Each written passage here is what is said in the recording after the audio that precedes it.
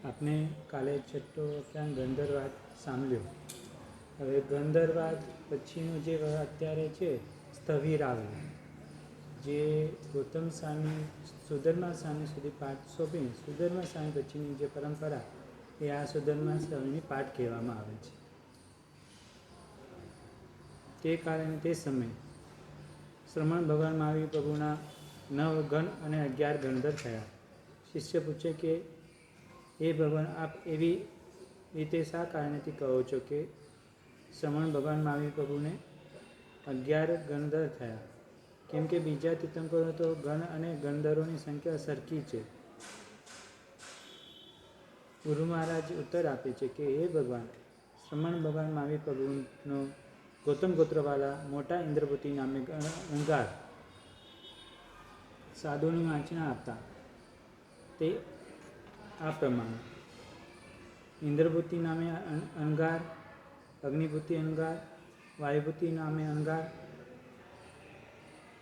એ ભાદ્રવા ચોથ ગોત્રવાલા અર્થ વ્યક્ત નામે સ્થવિર, અગ્નિવેર્યા નામના ગોત્રવાલા આર્ય સુધર્મા સ્વામી, એ 500 સાધુઓ ભગવંતોને વાંચના આપતા.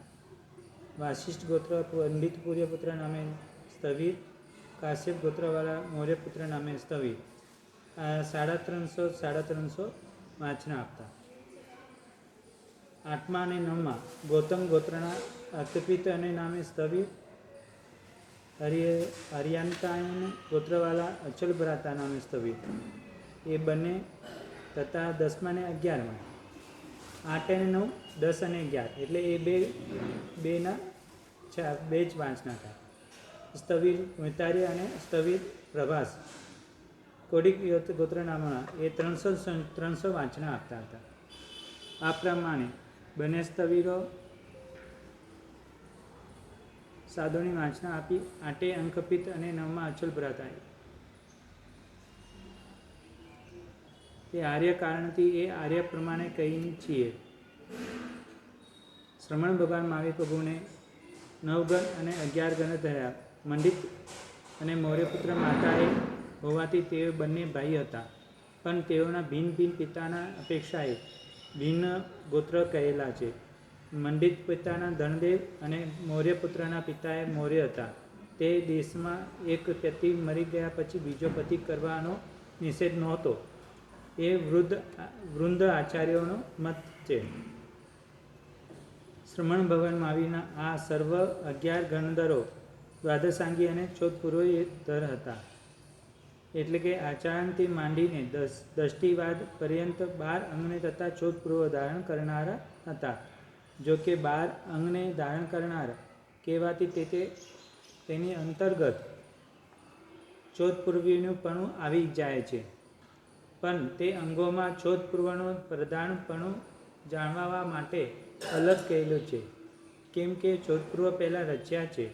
અનેક વિદ્યા મંત્રાદિ અર્થમય છે, મોટા પ્રમાણવાળા છે, તેથી અંગોમાં ચોથપૂર્વ પ્રધાન છે. વળી તે 11 ગણધરો કેવા હતા? સમસ્ત ગણપીટકને ધારણ કરનારા. ગણ જેને હોય તે ગણી એટલે કે ભાવાચાર્ય કહેવામાં આવે છે.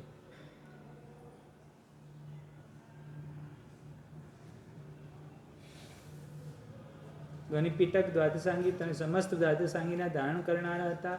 આવા વિશેષણોથી વિભૂષિત 11 ગણધરો રાજગૃહ નિર્જલ એવા માનસિક ભક્ત એટલે કે 1 મહિનાના ઉપવાસ વડે યુક્ત પાદોપગમન અનશન કરી કાલધર્મ પામ્યા. યાવત સર્વ દુઃખીથી મુક્ત થયા. એ તેઓમાં સ્થવિર ઇન્દ્રભૂતિ અને સ્થવિર આર્ય સુધર્મા શ્રી મહાવીર પ્રભુના મોક્ષે ગયા બાદ સ્થવિર નિર્વાણ પામ્યા અને બાકીના 9 ગણધરોએ શ્રી મહાવીર પ્રભુની હયાતીમાં જ નિર્વાણ પામ્યા.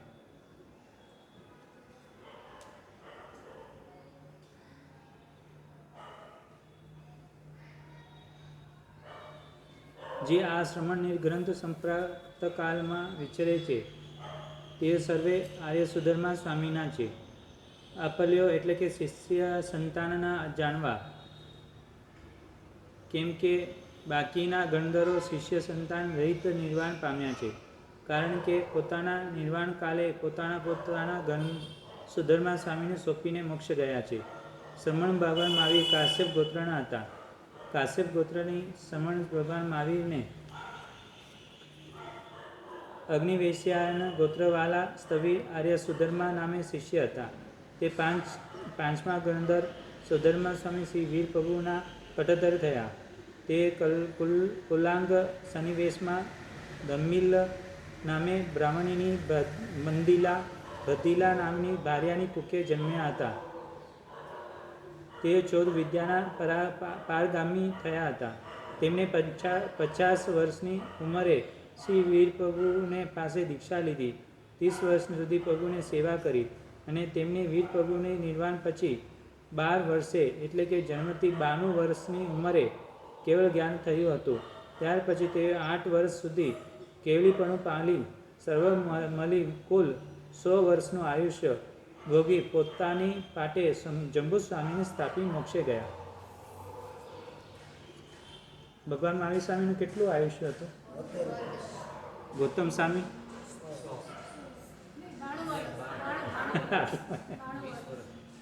અને સુધર્મા સ્વામીનું 100. હવે અગ્નિવેશ્યા ગોત્રના સ્થવિર આર્ય સુધર્મા સ્વામીને શ્રી કાશ્યપ ગોત્ર સ્થવિર આર્ય જંબુ નામે શિષ્ય હતા. શ્રી જંબુ સ્વામીના સ્વરૂપ આ પ્રમાણે: રાજગુરી નગરીમાં ઋષભદત્ત શેટાની ધારિણી નામે સ્ત્રીને કુકે 5મા દેવલોકથી છવીને જંબુકુમાર જન્મ થયો. એક વખતે શ્રી સુધર્મા સ્વામી વિચરતા જતા નગરમાં પધાર્યા. તેમની દેશનાથી પતિબોધ પામેલા જંબુકુમારે શીલવ્રત અને સમકિત સ્વીકાર્યો. જંબુકુમારે તે હકીકત માતાની પિતાની જણાવી છતાંય તેમને દ્રઢ આગ્રહ કરી જંબુકુમારને એકી સાથે 8 કન્યાઓ પરણાવી. રાત્રિએ શયનગૃહમાં તે 8 સ્ત્રીઓએ સ્નેહ વિલાસયુક્ત માનીથી જંબુકુમારને મોહિત કરવા ઘણા પ્રયત્નો કર્યા. છતાંય વૈરાગ્યમગ્ન એવા જંબુકુમાર મોહિત ન થયા, કેમ કે સમ્યક અને શીલરૂપી 2 તુંબડા વડે ભવરૂપી સમુદ્ર પણ સહેલાઈથી તરી જવાય છે. તે 2 તુંબડાને ધારણ કરતા જંબુકુમાર સ્ત્રી રૂપી નદીઓમાં કેમ ડૂબે? જંબુકુમારે રાત્રિમાં તે 8 સ્ત્રીઓને સંસારની અસહજતાના જણાવી વૈરાગ્યમય કરી પતિબોધ પમાડી.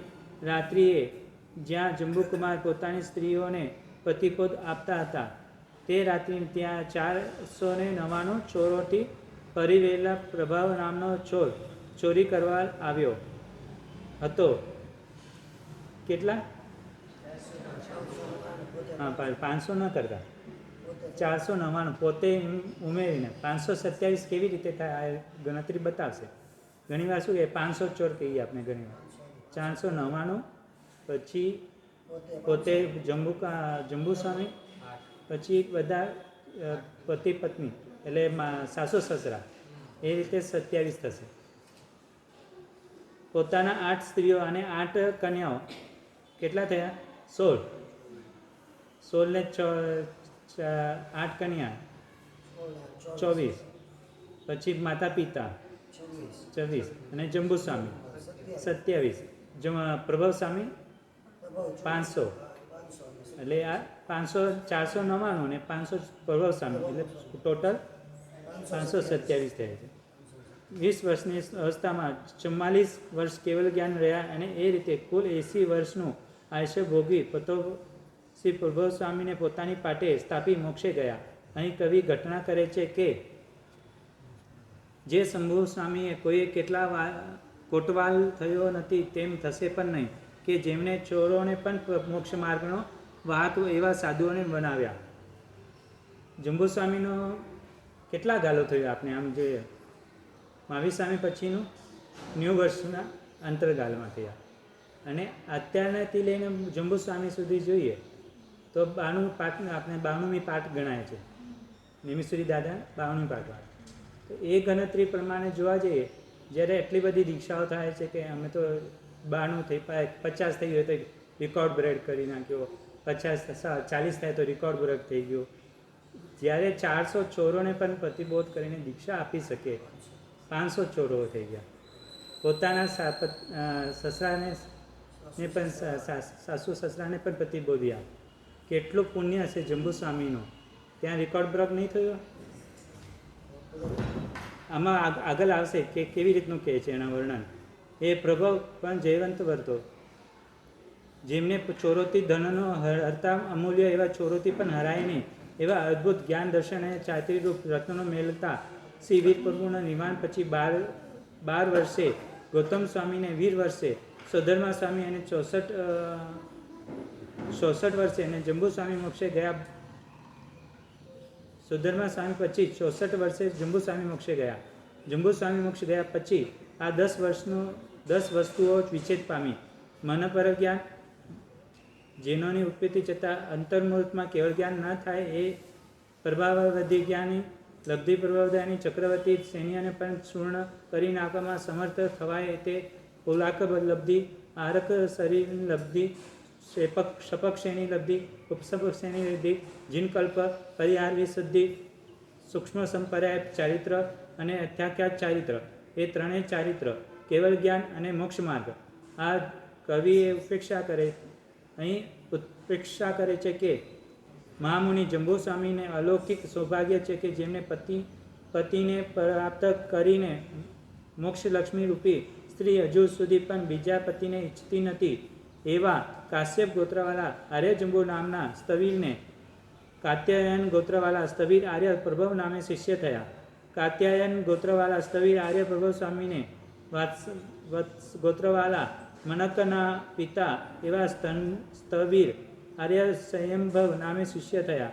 તે આ પ્રમાણે એક વખતે પ્રભવ સ્વામીને પોતાની પાટે યોગ્ય પુરુષને સ્થાપવા માટે પોતાના ગચ્છમાં તથા સંઘમાં ઉપયોગ મૂક્યો, પરંતુ તેઓ કોઈ યોગ્ય પુરુષ ન જાણ્યાથી અન્ય તીર્થમાં ઉપયોગ મૂક્યો. ત્યારે તે રાજગૃહનગરમાં યજ્ઞ કરતા સ્વયંભવ નામના ભટ્ટને પોતાના પટધર થવાનો યોગ્ય જાણ્યો. ત્યાર પછી પ્રભવ સ્વામી રાજગૃહનગરમાં આવ્યા અને મુનિઓને શીખવાડાવી યજ્ઞશાળામાં મોકલ્યા. તે 2 મુનિઓ યજ્ઞશાળામાં જઈ પ્રભવ સ્વામીને કહેવા મુજબ બોલ્યા કે અહો કષ્ટમ તત્વમ ન જ્ઞાયતે. પરમ એટલે કે અહો ખેદની વાત છે કે આ કષ્ટ હોવા છતાં પણ તેમાં તત્વ તો કાંઈ જણાતું નથી. આ પ્રમાણે મુનિઓનું કથન સાંભળીને સંકિત થયેલા સ્વયંભવ ભટ્ટે પોતાના ઉપાધ્યાયે ગુરુને પૂછ્યું કે તત્વ શું છે. ઉપાધ્યાય બોલ્યા કે વેદોમાં જે કહ્યું છે તે એ સાચું તત્વ છે. સ્વયંભવ ભટ્ટ બોલ્યા કે રાગ દ્વેષ રહિત અને શિષ્ય નિષ્પરિગ્રહી મુનિઓ કદી સત્ય બોલે નહીં, માટે યથાસ્થિત તત્વ કહો, નહીતર આ તલવારથી તમારું મસ્તક છેદી નાખીશ. એમ કહીને મ્યાનમાંથી તલવાર ખેંચી. આ પ્રમાણે તલવારના ભયથી ઉપાધ્યાય બોલ્યા કે આ યજ્ઞ સ્તંભ નીચે શ્રી શાંતિનાથ પ્રભુની પ્રતિમા છે. તેના પ્રભાવથી યજ્ઞાધિક કર્મ નિર્વિઘ્ન પાર પડે છે. એમ કહીને યજ્ઞસ્તંભ ઉપાડી તેને નીચેથી શ્રી શાંતિનાથ પ્રભુની પ્રતિમા બતાવી. હવે એક સામાન્ય આપણે વિચારીએ, જ્યારે કોઈ ઘર બાંધતા હોઈએ કે કોઈ ક્યાંય દેરાસર હોય, કંઈ સ્થાનમાં હોઈએ, તો જ્યાં સ્તંભ ના હોય અને પરમાત્મા હોય તો શું આશા જ ના થાય, કેમ કે ત્યાં હલનચલન થાય.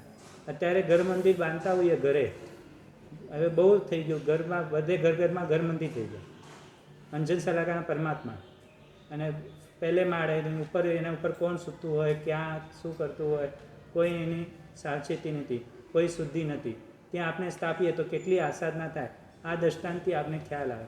ત્યાં શું કીધું, એ સ્તંભ હતો, સ્તંભની નીચે શાંતિનાથ દાદા હતા. એવું નહોતું કે જ્યાં બેઠા હતા યજ્ઞ કરતા એની નીચે નહોતા ભગવાન. એ સ્તંભ હતું. સ્તંભ જ્યાં હતો ત્યાં સુધી ત્યાં કોઈ વિઘ્ન નહોતું થતું.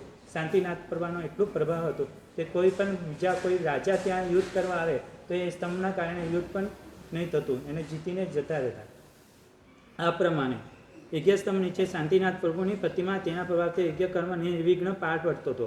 અહીં યજ્ઞસ્તંભ ઉપાડી તેની નીચેથી શ્રી શાંત પ્રભુને પતાવીને ઉપાધ્યાય બોલ્યા કે પરમાત્માને આ પ્રતિમા તેમણે કહેલો ધર્મ સાચું તત્વ છે.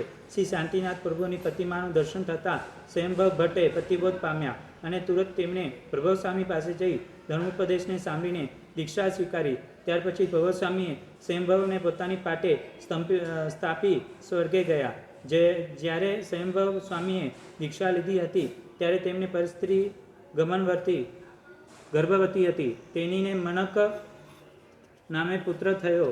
તે મનક પુત્રને સ્વયંભવ સુરી પાસે દીક્ષા લીધી. દીક્ષિત થયેલા મનકનું આયુષ્ય 6 મહિનાનો જ અશેષ હોવાથી તેને થોડા વખતમાં શ્રુતના સારનો બોધ પમાડવા માટે સ્વયંભવ સૂરીએ શ્રી સિદ્ધાંતમાંથી સાર ઉદિત કરી દેશવૈકાલિક સૂત્રનું રચ્યું અને અનુક્રમે શ્રી યશોભદ્રે પોતાની પાટે સ્તંભીને શ્રી 22 પ્રભુના નિર્વાણ પછી 98મે વર્ષે સ્વર્ગ ગયા. રાત્સલ્ય ગોત્રવાલાને મનકના પિતા એવા સ્થવીર આર્ય સંભવને તુર્ગિકાયના ગોત્રવાલા સ્થવીર આર્ય યશોભદ્ર નામે શિષ્ય થયા. હવે આર્ય યશોભદ્ર આરંભી પહેલા સંક્ષિપ્ત વાચના વડે સ્થવીરાવલી કહે છે. તે આર્ય યશોભદ્ર આંગળી સંક્ષિપ્ત વાચના વડે આવી રીતે સ્થવીરાવલી કહી. તે આ પ્રમાણે તુંગિકાએ કહે ગોત્રવાલા સ્થવીર આર્ય યશોભદ્ર 2 સ્થવીર શિષ્ય થયા. તે માંડવ ગોત્રવાલા આર્ય સંભૂતિ વિજય સ્થવીર બીજા પ્રાચીન ગોત્રવાલા આર્ય ભદ્રભાવ સ્થવીર. આ પ્રમાણે યશોભદ્રની પાટે શ્રી સ્વયંભૂત વિજયજી અને શ્રી ભદ્રભાવ નામના 2 પટ્ટધર થયા. તેમાં શ્રી ભદ્રભાવના 2 સંબંધમાં આ પ્રમાણે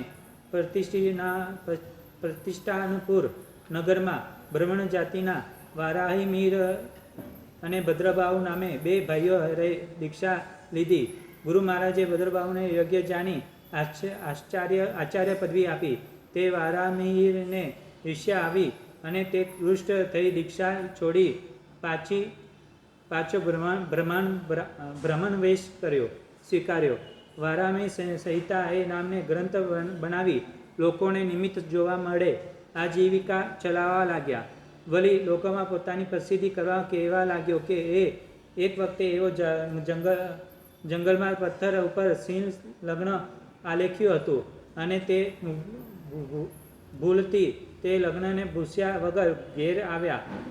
રાત્રે સૂતી વખતે તે યાદ આવવાથી તે લગ્નની ભક્તિથી તુરત જ્યારે ત્યાં ગયો ત્યારે તે લગ્ન ઉપર ઉભેલો સિંહ જોયો. છતાંય તે હિંમત કરી તે સિંહની નીચેથી હાથ નાખી લગ્નને ભૂસી નાખ્યો. મારી ભક્તિ જોઈને સિંહ લગ્નએ સ્વામી સૂર્ય સંતુષ્ટ થયો અને પ્રત્યક્ષ થઈ મને પોતાના મંડળમાં લઈ ગયો. ત્યાં સૂર્ય મને ગ્રહોનો સર્વ ચાલ દેખાડ્યો.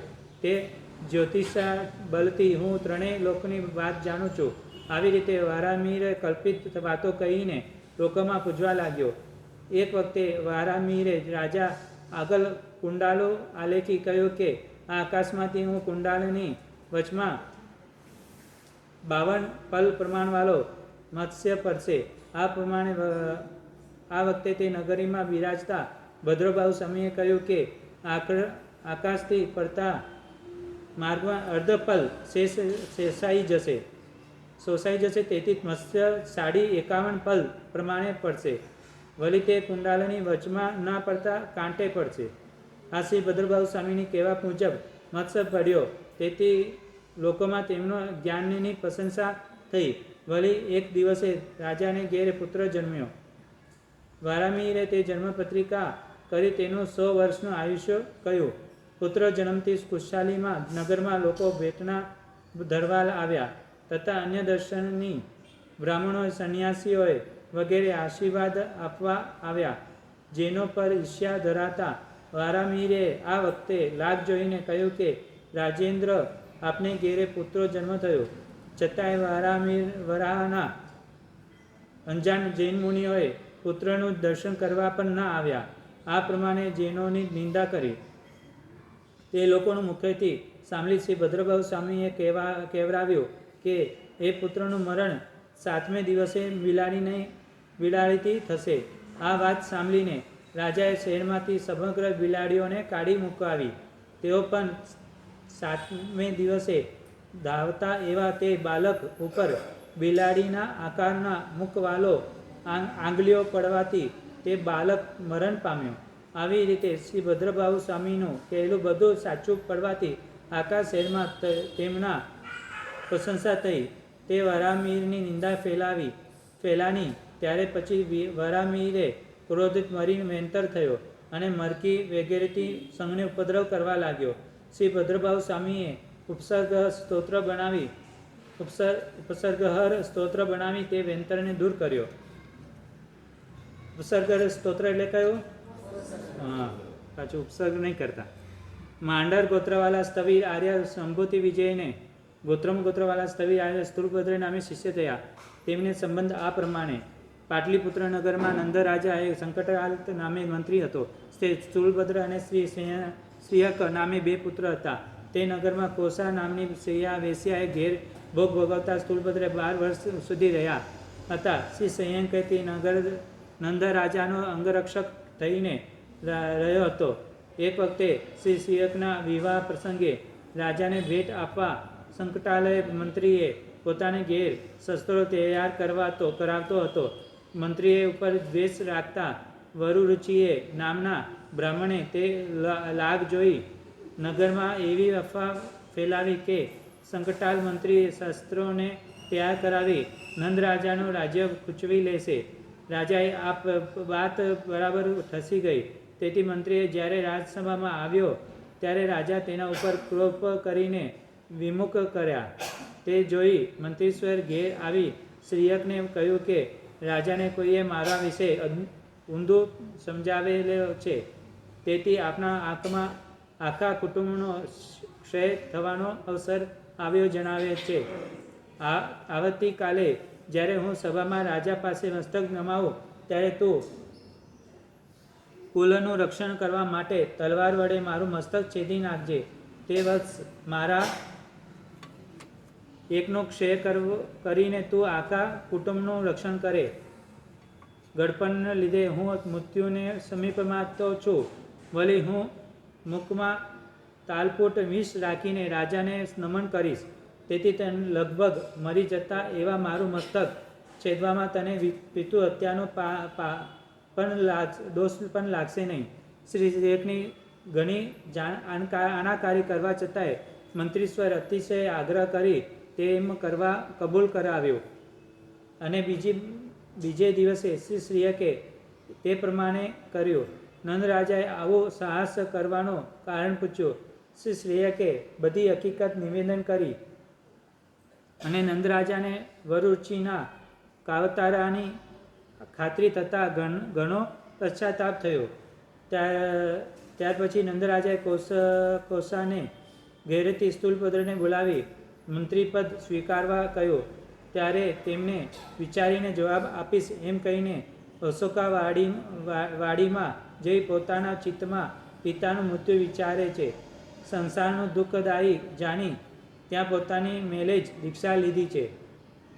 પછી તે સંભૂતિ વિજયને પાસે જઈ વિવિધપૂર્વક વ્રતોનો સ્વીકાર તેમને શિષ્ય થયા. તે વર્ષાકાલ આવતા એક મુનિએ સંભૂતિ વિજય ગુરુને વંદન કરી એવો અભિગ્રહ લીધો કે હું સિંહ ગુફા દ્વારા આગળ ચાતુર્માસ રહીશ. બીજા મુનિએ એવો અભિગ્રહ લીધો કે હું સર્પના દર પાસે ચાતુર્માસ રહીશ. ત્રીજા મુનિએ એવી અભિગ્રહ લીધો હું કૂવાના કાંટા પર ચાતુર્માસ રહીશ. આ પ્રમાણે અભિગ્રહ ધારનારા તે ત્રણેય મુનિઓએ યોગ્ય જાણી ગુરુ મહારાજે તે સ્થળે ચાતુર્માસ રહેવા અનુમતિ આપી.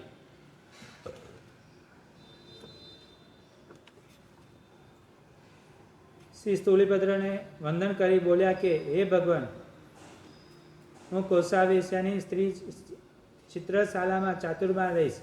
ગુરુ મહારાજે ઉપયોગથી તેને યોગ્ય જાણી અનુમતિ આપી. કોસાને ઘેરે ચિત્રશાલામાં ચાતુર્માસ રહેલા શ્રી સ્થૂળભદ્ર સડસ્ર આહારનું ભોજન કરવા છતાં અને કોસાએ ઘણા આભાવ કરવા છતાં જરા પણ ચલાયમાન ન થયા.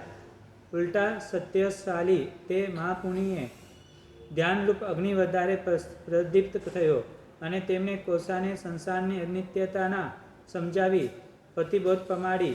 વર્ષાકાલ વ્યતીત થતાં અનુક્રમે ત્રણેય મુનિએ ગુરુ મહારાજ પાસે આવ્યા તે ગુરુ મહારાજને કહ્યું, અહો દુષ્કારક, તમને કુશલ છો? શ્રી સ્થૂળભદ્ર આવતા ગુરુ મહારાજે ઊભા થઈ શ્રી સંઘ સમક્ષ બોલ્યા, હે દુષ્કરકારક મહાત્મન, તમે કુશલ છો? આ પ્રમાણે ગુરુ મહારાજના મુક્તિ સ્થૂળભદ્રની પ્રશંસા પોતાની અધિક સાંભળી તે ત્રણેય મુનિ દુર્ભયા. હવે તે બીજા વર્ષાકાળમાં આવતા એ સમયમાં પણ જો એકબીજાની ઈર્ષ્યા થતી હોય તો આના અત્યારના કાળમાં કોઈ થતું હોય તો અફસોસ નહીં કરવાનું, કેમ કે અમે પણ છદ્મસ્તી છીએ, અમે પણ એવા તમારા ઘરમાંથી જ આવેલા છીએ. જેવું આહાર એવું ઓળકાર કહેવત છે ને. હમણાં અમારે તત્વજ્ઞાનની ક્લાસો ચાલતી હતી, એમાં સ્થૂળભદ્રની વાત આવી હતી કે કેવું સત્વ હતું. બીજા મુનિઓને આવું ના કહેવાથી કેટલા બધા મનમાં વિચલિત ભાવો બદલાઈ ગયા અને કેટલા બધા ક્રોધ, માન, માયા, લોભના બધા ભાવો ચડી જાય. પછી આપણે કહીએ કે આ સમયમાં આવા સાધુ આવવા જોઈએ, આમ ના હોવા જોઈએ, આવું. હવે તમારો પુત્ર દીક્ષા લીધી હોય તો તમે આવું બોલત? હું ખાલી એમ જ કહું, તમારા પુત્રે કોઈ દીક્ષા લીધી તો આવું બોલત? તો અમે અત્યારે તમારા પુત્ર જ છીએ એ સમજીને અમને સાચવજો. હવે દુષ્કાર મહાત્મા, તમે કુશલ છો? એ પ્રમાણે કહીને શ્રી ગુફા પાસે ચાતુર્માસ કરનારા મુનિએ ગુરુ મહારાજે કહ્યું, આ ચાતુર્માસ કોષાવેશાને ઘેર કરીશ. હું મહારાજે બોલ્યો કે હે ભદ્ર, એ કામદેવની રાજાદાની સમાન વેશ્યાને ઘરમાં ચાતુર્માસ કરવો અતિ દુષ્કર છે. એ અભિગ્રહ નિભાવવામાં તો મેરુ જેવા અચલ સ્થૂળભદ્ર સમર્થ છે, માટે વત્સ તે એ અભિગ્રહ ના કર. આ પ્રમાણે ગુરુ મહારાજે ના કરવા એવા છતાંય મુનિએ કોષાને ઘેર ચાતુર્માસ કરવા ગયા. ત્યાં કોષાનું સૌંદર્ય દેખી તે મુનિ ચિત્ત ચલયમાન થઈ ગયું. તે જોઈને કોષાએ મુનિને નિવેદન પ્રમાણ્યું, કહ્યું કે એ નેપાળ દેશમાંથી તે રત્નકમલ લાવી આપો. વેશ્યાના લુબ્ધ બનેલા મુનિએ નેપાળ જઈને મહેનતે કષ્ટ રત્નકમલ લાવી આપી. કોષાએ પગ લૂંચીને કંબલના ખાલામાં ના ફેંકી દીધી. ઘણું કષ્ટ મેળવીને રત્નકમલ આવી રીતે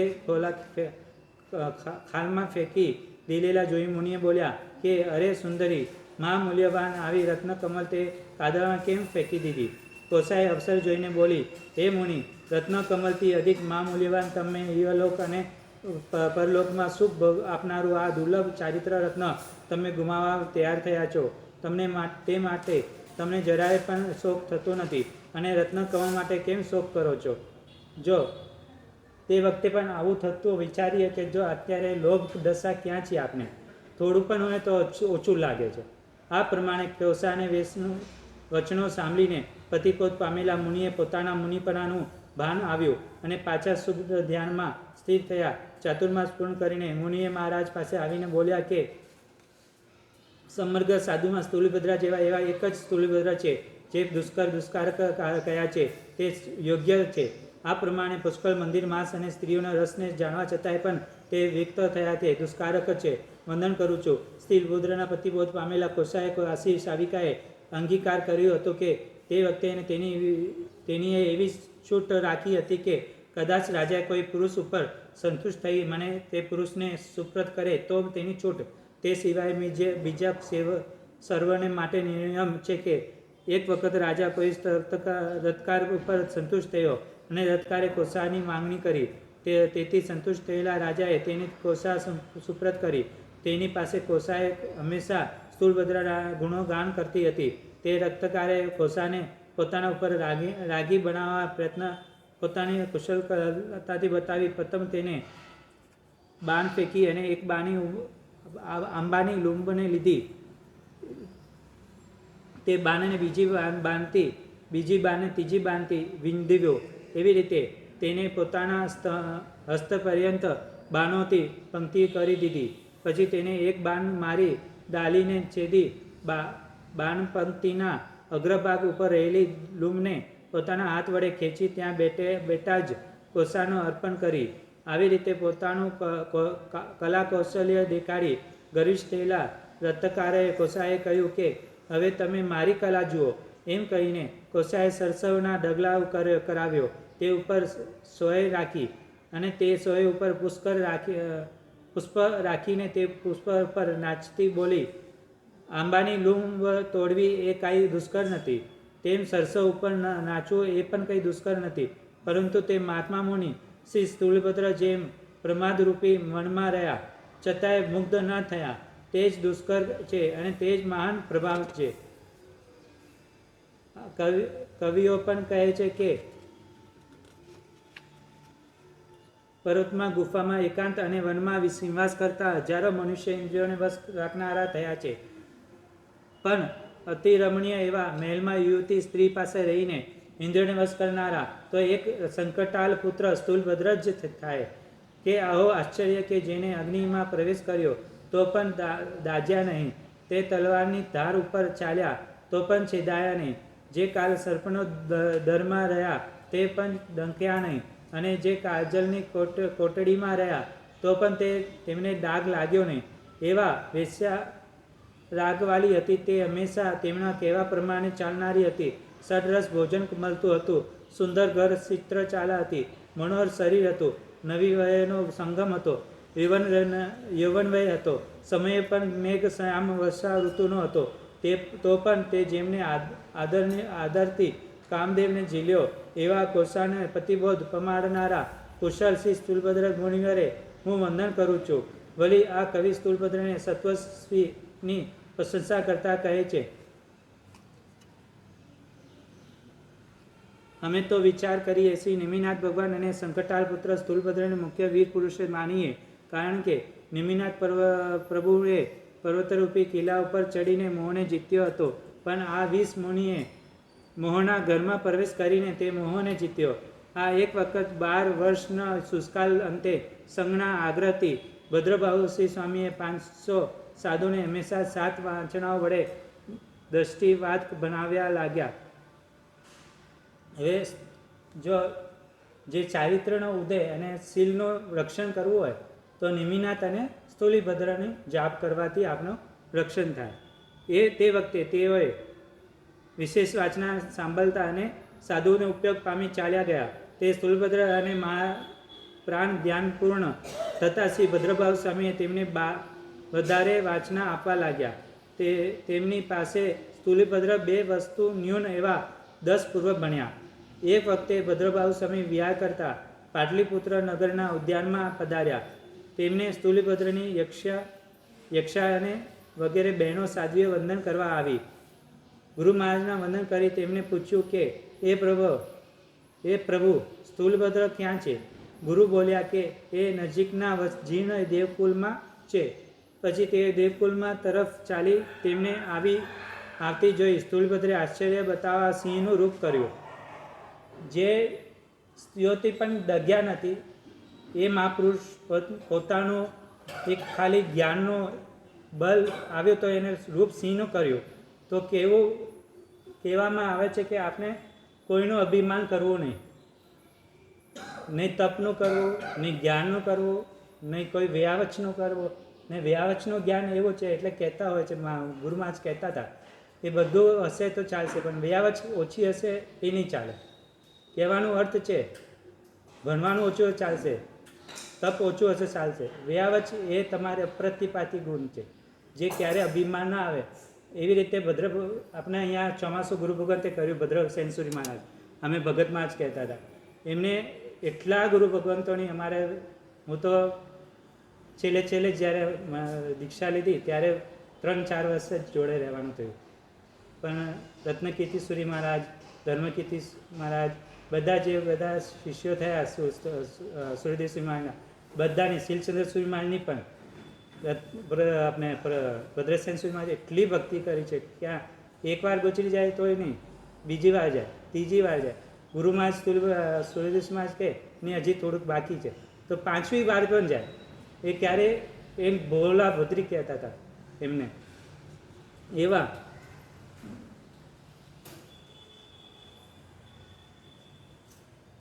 પછી તે દેવકુલ તરફ ચાલી તેમને આવી સ્થૂલભદ્રને આશ્ચર્ય બતાવો સિંહનું રૂપ કર્યું. તે સિંહને જોઈને સાધ્વીએ ભયભીત થઈને ગુરુ મહારાજ પાસે આવી કહેવા લાગી કે હે ભગવાન, કોઈ સિંહ અમારા જ્યેષ્ઠ બંધુનું ભક્ષણ કરી ગયો જણાય છે. અત્યારે ત્યાં સિંહ ત્યાં છે. તે સાંભળીને ઉપયોગ દેખતા ખરી હકીકત જાણીને આશ્ચર્ય આદેશ આપ્યો કે જાઓ, ત્યાં તે તમોને જે જ્યેષ્ઠ બંધુ છે પણ સિંહ નથી, તેમને વંદન કરો. તે સાંભળીને યક્ષા વગેરે સાધ્વીઓએ ફરીથી ત્યાં ગઈ અને સ્થૂલભદ્ર પોતાના સ્વરૂપમાં બેઠેલા જોઈ તેમને વંદન કરી પોતાને સ્થાને ગયા. તે સ્થૂલભદ્ર વાંચના લેવા ભદ્રબાહુ સામે પાસે આવ્યા, પણ સ્થૂલભદ્રે કરેલા અપરાધથી તેઓ અતિશય દુભાયા હતા. તે બોલ્યા કે હે સ્થૂલભદ્ર, તમે વાંચનાને અયોગ્ય છો. તે સાંભળીને સ્થૂલભદ્રે પોતાનો અપરાધ સંભાળી કહ્યું કે હે ભગવાન, ક્ષમા કરો, હું ફરીથી એવો અપરાધ નહીં કરું. આચાર્ય બોલ્યા કે તમે અપરાધ કરવાથી વાંચનાને લાયક નથી. ત્યાર પછી સ્થૂલભદ્રે આચાર્ય મહારાજને મનાવવા સંઘને કહ્યું અને સંઘ આગ્રહથી આચાર્ય મહારાજે સ્થૂલભદ્ર વાંચના આપવાનું સ્વીકારી કહ્યું કે હવે પછી બંધ સત્વવાળા બીજા સાધુઓ અપરાધ કરશે, તેથી તમારે બીજા કોઈ શેષ પૂર્વની વાંચના ના દેવી. એ પ્રમાણે સ્થૂલભદ્રને અભિગ્રહ કરાવી બાકીના 4 પૂર્વની વાંચના સૂત્રથી મૂળ માત્ર આપી. તેથી મહામુનિ સ્થૂલભદ્ર શોધપૂર્વ થયા. એટલે 4 પૂર્વ, ખાલી 4 પૂર્વ છેલ્લા છે. 10 પૂર્વ તો કરી લીધા, મૂળથી 4 આવ્યા, અર્થથી નથી આપ્યા.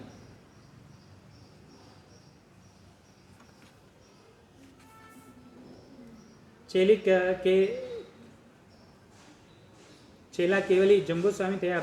પ્રભવસ્વામી, સ્વયંભવ, યશોભદ્ર, સંભૂતિ વિજય, ભદ્રભાવ અને સ્થૂલીભદ્ર એ 6 સ્ત્રી સુત કેવલી થયા.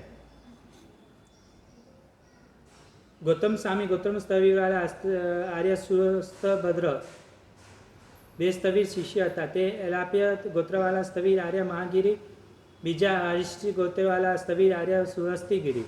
જીનકલ્પનો વિચ્છેદ થવા છતાં મહાત્માને આર્ય મહાગીરીને જીનકલ્પની તુલના કરી હતી. આર્ય સુહસ્તી દુષ્કાળમાં સાધુ પાસે ભિક્ષા માંગતા એક ભિક્ષુકને દીક્ષા આપી હતી. તે ભિક્ષુક મરીને સંપત્તિ રાજા થયો. સૈનિક રાજાનો પુત્ર કોનિક, તેનો પુત્ર ઉદયન, તેની ગાદીએ નંદ રાજા, 9મા નંદ રાજાની ગાદીએ ચંદ્રગુપ્ત, તેને પુત્ર બિંદુસાર, તેના પુત્ર અશોકશ્રી, તે પુત્ર કુણાલ અને કુણાલનો પુત્ર સંપ્રતિ થયો. તે સંપ્રતિનો જન્મતા જ તેના દાદાએ રાજ્ય આપ્યું હતું.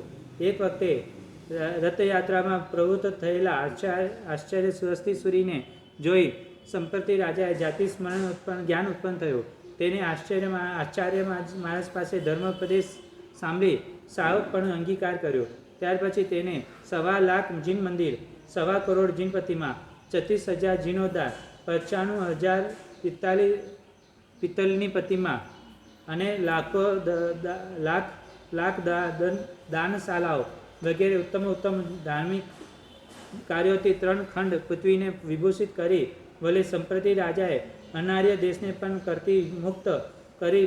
પ્રથમ તે દેશમાં સાધુ વેશ ધારણ કરનાર પોતાના સેવકોને મોકલી તે દેશોનો પણ સાધુઓને વિહાર કરવાનો યોગ્ય કાર્ય અને પોતાના તાબાના રાજાઓને જૈન ધર્મનો રાગી બનાવ્યો.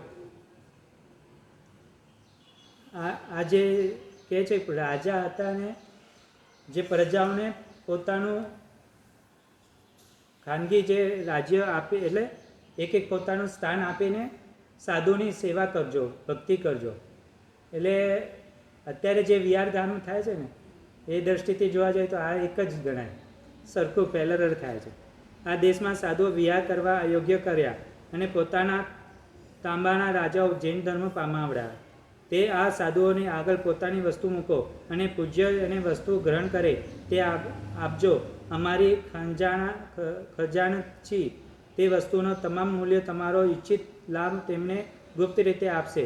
આ પ્રમાણે રાજાની આજ્ઞાથી તેઓએ તેમને કરાવ્યા અને વસ્તુનો અશુદ્ધ છતાં શુદ્ધ બુદ્ધિથી સાધુને ગ્રહણ કરવા વાસિષ્ઠ ગોત્રવાળા સ્થવિર આર્ય સુહસ્તીને તે 2 સ્થવિર સુહસ્તી હતા. તે પ્રમાણે સુહસ્તી એટલે કે સુવિહિત મહાત્માઓએ આચરેલું ક્રિયામાં સારી રીતે રહેલા અને સુપ્રતિબુદ્ધ એટલે કે તત્વોને સારી રીતે જાણનારા વ્યાઘ્ર પ્રાપ્ત્ય ગોત્રવાળા આવા પ્રકારને કોટિક અને કાકંદિક નામે બે સ્થવિર શિષ્ય હતા. તે કેટલાક આચાર્યો કહે છે કે સુહસ્તી અને સુપ્રતિબુદ્ધ એ બે તેમના નામ છે અને કોટિક તથા કાકંદિક તેમના વિશેષ છે. એ કોટિક અને કાકંદિક એવા સુહસ્તી નામે તથા સુપ્રતિબુદ્ધ નામે બે શિષ્ય હતા. તેમને કરોડ વર્ષ સૂર્યમંત્રનો જાપ કર્યો હતો.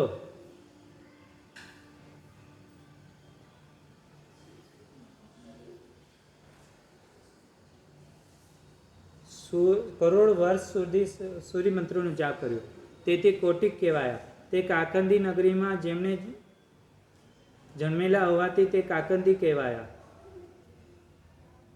હવે અહીંયા એક કાલ્પનિક વિચાર આવ્યો, કરોડો સૂર્યમંત્રનો જાપ કર્યો તો આયુષ્ય કેટલું હશે? કેમ કે ભગવાનના 52 વર્ષ, વધારે સ્થૂલીભદ્રના સ્વયંભર 100 વર્ષના હતો સુધર્મા સ્વામી. તો આ મહાત્માનું કેટલું વર્ષ હશે? તો એટલા સૂર્યમંત્રનો જાપ કેવી રીતે કર્યો હશે? આ વ્યગ્ર ગોત્રવાલા અને કોટિક કાકંદી નગરીની સ્થૂલ સુરસ્તી અને સુપ્રતિબુદ્ધ એવા કૌશંગિક ગોત્રવાલા આર્ય ઇન્દ્રદીન નામે સ્થવિર શિષ્ય હતા. તે કૌશિક ગોત્રવાલા સ્થવિર આર્ય ઇન્દ્રસિદીન અને ગૌતમ ગોત્રવાલા આર્ય દીન નામે સ્થવિર થયા. તે ગૌતમ ગોત્રવાલા સ્થવિર આર્ય દીન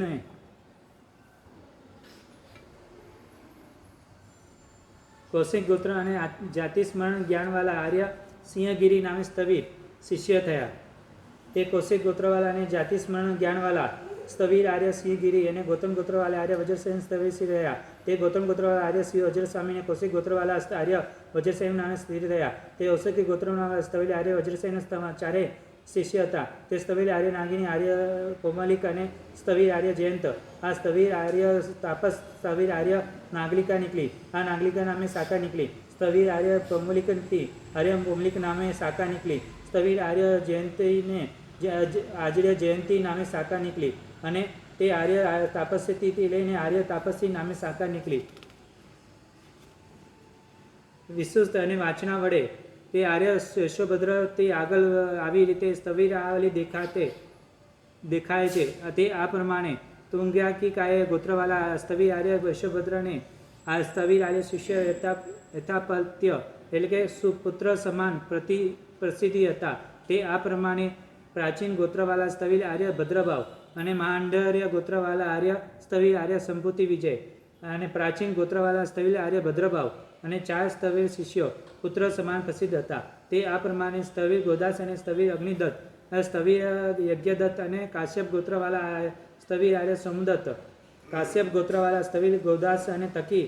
અહીં ગોદાસન નામે શાખા નીકળી અને તે ગોદાસકની શાખા આ 4 શાખાઓ આવી રીતે કહેવામાં આવે છે. તે પ્રમાણે તામલિક પ્રતિ અને કોટિકા વર્ષિક, પૂર્વદિકનિકા અને દાક્ષિણિક પટિકા.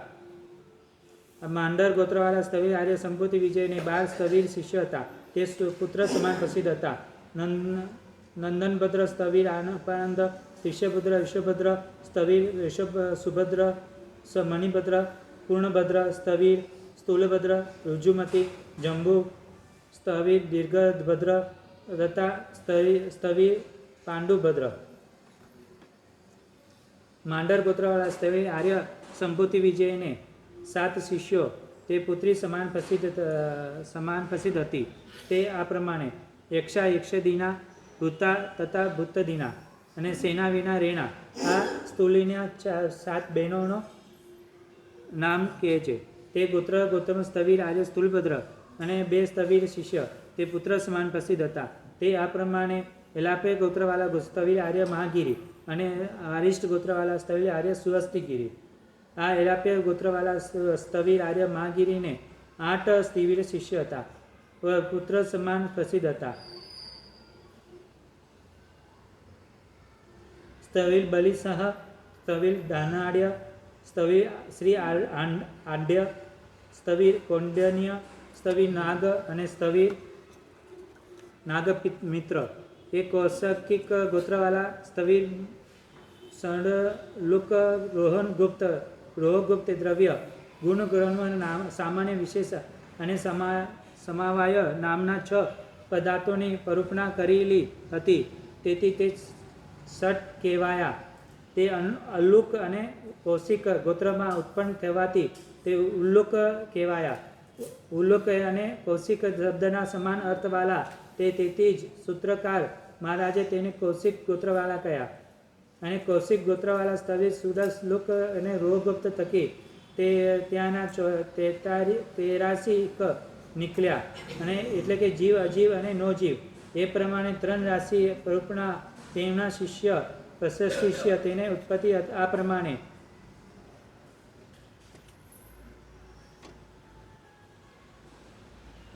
શ્રી મહાવીર પ્રભુના નિવાન પછી 544 વર્ષે અંતરજિકા નામની નગરની ઉદ્યાનમાં ભૃતગુરિયા નામના વેંતરના ચૈત્યમાં શ્રી ગુપ્ત આચાર્ય ગચ્છ સહિત રહ્યા હતા. તેને રોહગુપ્ત નામે શિષ્ય બીજા ગામમાં હતો. તે ગુરુ મહારાજના વંદન કરવા તે નગરીમાં આવ્યો. આ વખતે ત્યાં પોટશાલામાં સંન્યાસી આવ્યો હતો. તે વાદ કલામાં નિપુણ હતો. તેથી તેને ઘણે સ્થળે વાદમાં વિજય મેળવ્યો હતો.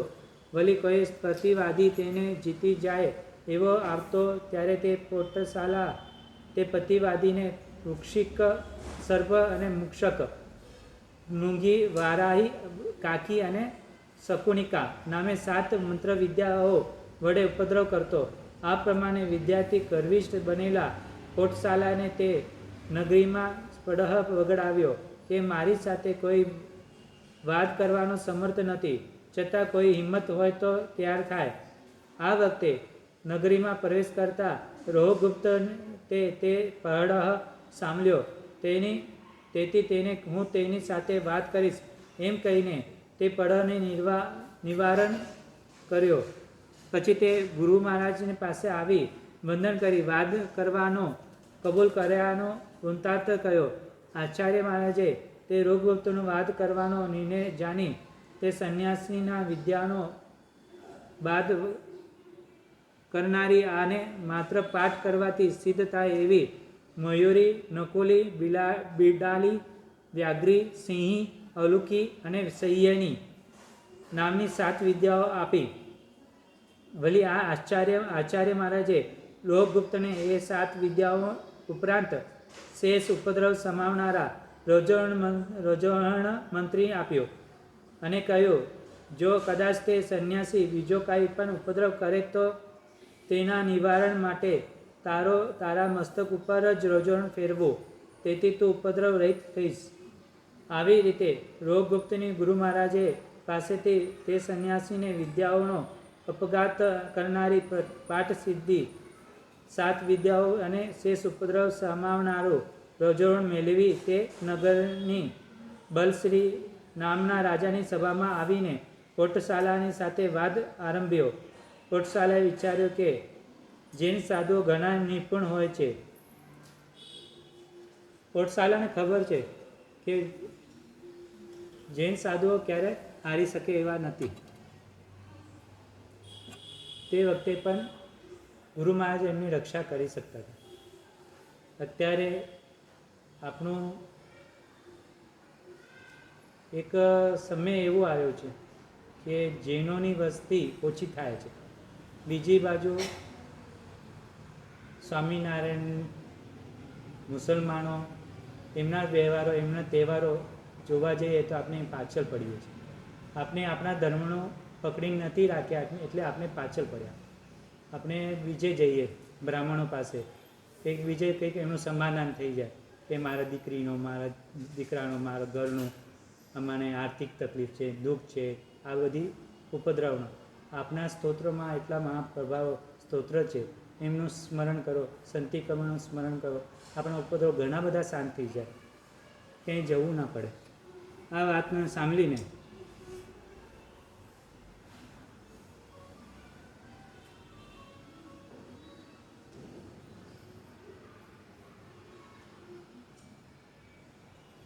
તેમના સંમત પક્ષોનો આશ્રય કરીને બોલું કે જેથી તેને નિરાકરણ કરી શકે જ નહીં એમ વિચારીને તે બોલ્યો કે દુનિયામાં જીવ અને અજીવ એ 2 જીવ છે. હવે બોલો, કોઈ છે બીજો ત્રીજો જીવ? આપણે જેવા શ્રાવકોને ખબર છે, આપણે વાંચેલું છે તો પણ જીવ વિચાર આવે કે ખરું? અત્યારનો 5 પ્રતિક્રમણ નથી આવતા આપણા શ્રાવકોને, એવી હાલત થઈ ગઈ છે. જ્ઞાનથી કેટલા પાછળ છીએ વિચારવા જેવું છે. તો કહે છે કે એનું નિવારણ માટે એનો પક્ષમાં એક બોલી ના શકે એવું જ એને પ્રતિપાદ કર્યું સામે, જીવ અને અજીવ. હવે ત્રીજું કંઈ એનો સામે બોલી ના શકે તો રોગગુપ્તે શું કીધું? નો જીવનું સ્વરૂપના કરી. તે રોગગુપ્તવાદીએ પરાભવ કરવા માટે પોતાનો સંમત પક્ષનો પણ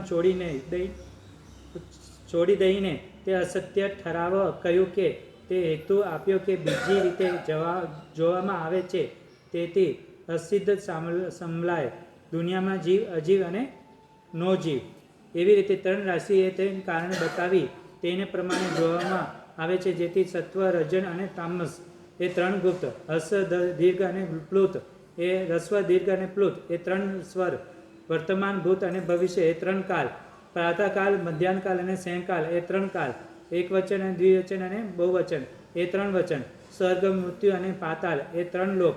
આ પ્રમાણે વિષ્ણુ અને મહેશ્વર અને 3 દેવ. આ પ્રમાણે મધ્યમ અને ઉત્તમ ઇત્યાદિ 3 રાશિનો જેમ ઇત્યાદિ બોલતા રોગગુપ્તે જીવ, અજીવ અને નો જીવની એ 3 રાશિની સિદ્ધિ કરીને તાપસને પરાભવ કર્યો. તેથી તાપસે ક્રોધવશમાં આવીને વૃક્ષિક વિદ્યા વડે રોગગુપ્તને વિનાશ કરવા માટે વિછીઓ વિકરવ્યો. ત્યારે રોગગુપ્તે ગુરુ મહારાજના પાસેથી મેળવેલી વિદ્યાઓ વડે મોર પીંકુવી તે વિદ્યાનો વિઘાત કર્યો, એટલે એને નાશ કર્યો. તે તાપસે અનુક્રમે મૂકેલી 7 વિદ્યાઓનો રોગગુપ્તે પોતાની વિદ્યા વડે છેદી નાખી. તે કોટાશાલા સંન્યાસીએ મૂકેલી રાસભી વિદ્યાનો પણ રજોહરણ વડે તે જીતીને રોગગુપ્તને રાજ્યસભામાં વિજય મેળવ્યો. પછી રોગગુપ્તે મહોત્સવપૂર્વકે આવીને સર્વ વૃત્તાંત નિવેદન કર્યો. ત્યારે આચાર્ય મહારાજે બોલ્યા કે હે વત્સ, તે રાજ્યસભામાં વાદીને હરાવી વિજય મેળવ્યો તે ઠીક કર્યું, પરંતુ તે જે જીવ, અજીવ અને નો જીવ એ 3 રાશિની સ્થાપના કરી તે ઉત્સૂત્ર અને વાસ્તવિક રીતે તે જીવ અને અજીવ જ છે એમ રાશિનો માટે તે ફરીથી રાજ્યસભામાં જઈને મિથ્યા દુષ્કૃત થઈ આવ. આ પ્રમાણે ગુરુ મહારાજના કથન સાંભળીને રોગગુપ્તે વિચાર્યો, એવી મોટી રાજ્યસભામાં પોતે 3 રાશિ રૂપીને પાછો હું પોતે જ ત્યાં જઈ પોતાને અપ્રમાણિક કેમ કરું? એ પ્રમાણે અહંકાર લાવી તે રાજ્યસભામાં ના ગયો. ત્યારે એક આપણે ભગવાન મહાવીર સ્વામીનું દ્રષ્ટાંત યાદ આવે. ગૌતમ સ્વામીએ ભગવાને કીધું કે જ્યાં આનંદ સાહેબને ક્ષમા માંગી નાખ, અને અત્યારના કહેવાય ને કે વજ્ર અને જડ એવા આપણે છીએ. આવા ગુરુ મહારાજે સભામાં કેવી રીતે જવાય? તે આ પ્રમાણે બોલી તે મારું કથન સત્ય છે. 6 રાજ્યસભામાં પોતે ગુરુ મહારાજ સાથે 6 મહિના સુધી વાદ કર્યો. તે ગુરુ શિષ્ય વાત કરતા 6 મહિના વીત્યા. રાજાએ તે આચાર્ય મહારાજને કહ્યું કે હે સ્વામી, હવે વાદનો સમાપ્ત કરો, કેમ કે હંમેશા તેની વ્યાગ્રતતા દ્વારા રાજકાર્યોમાં સિદ્ધાય છે. આ મહારાજે બોલ્યા કે આટલા દિવસ સુધી તે મેં શિષ્ય માત્ર કીડા કરાવી, પણ હવે પ્રાતઃકાલે અવશ્ય તેનો નિગ્રહ કરીશ. બીજી દિવસે ગુરુ મહારાજે રાજાને કહ્યું કે આ દુનિયામાં જેટલી વસ્તુ છે તે કૃત્રિમપણામાં મળે છે, માટે આપણે ત્યાં જઈને નો જીવની માંગણી કરીએ. પછી ગુરુ મહારાજને સર્વ પરિવારને તથા રોગગુપ્ત લઈને કૃત્રિકાપણે ગયા. અને એટલે ક્યાં? માર્કેટમાં જાય તમારી ભાષામાં. ત્યાં નો જીવ એટલે કહું શું વસ્તુ લાવે? કપડાં લાવે, કંઈ તો હોય ને? કેમ કપડાં નો જીવ નથી? અજીવ છે ને, એટલે નો જીવમાં ઇંગ્લિશમાં નો જીવ કહેવાય. એટલે એ વસ્તુનો એ નિવારણ કે 2 વસ્તુ આપે, એક જીવ આપે ને એક અજીવને આપે. નો જીવ એટલે કોઈ વસ્તુ જ ના મળે. તો હવે તે શિષ્યને પરાસ્ત કરીને હવે સમુદાયથી બહાર કરે છે.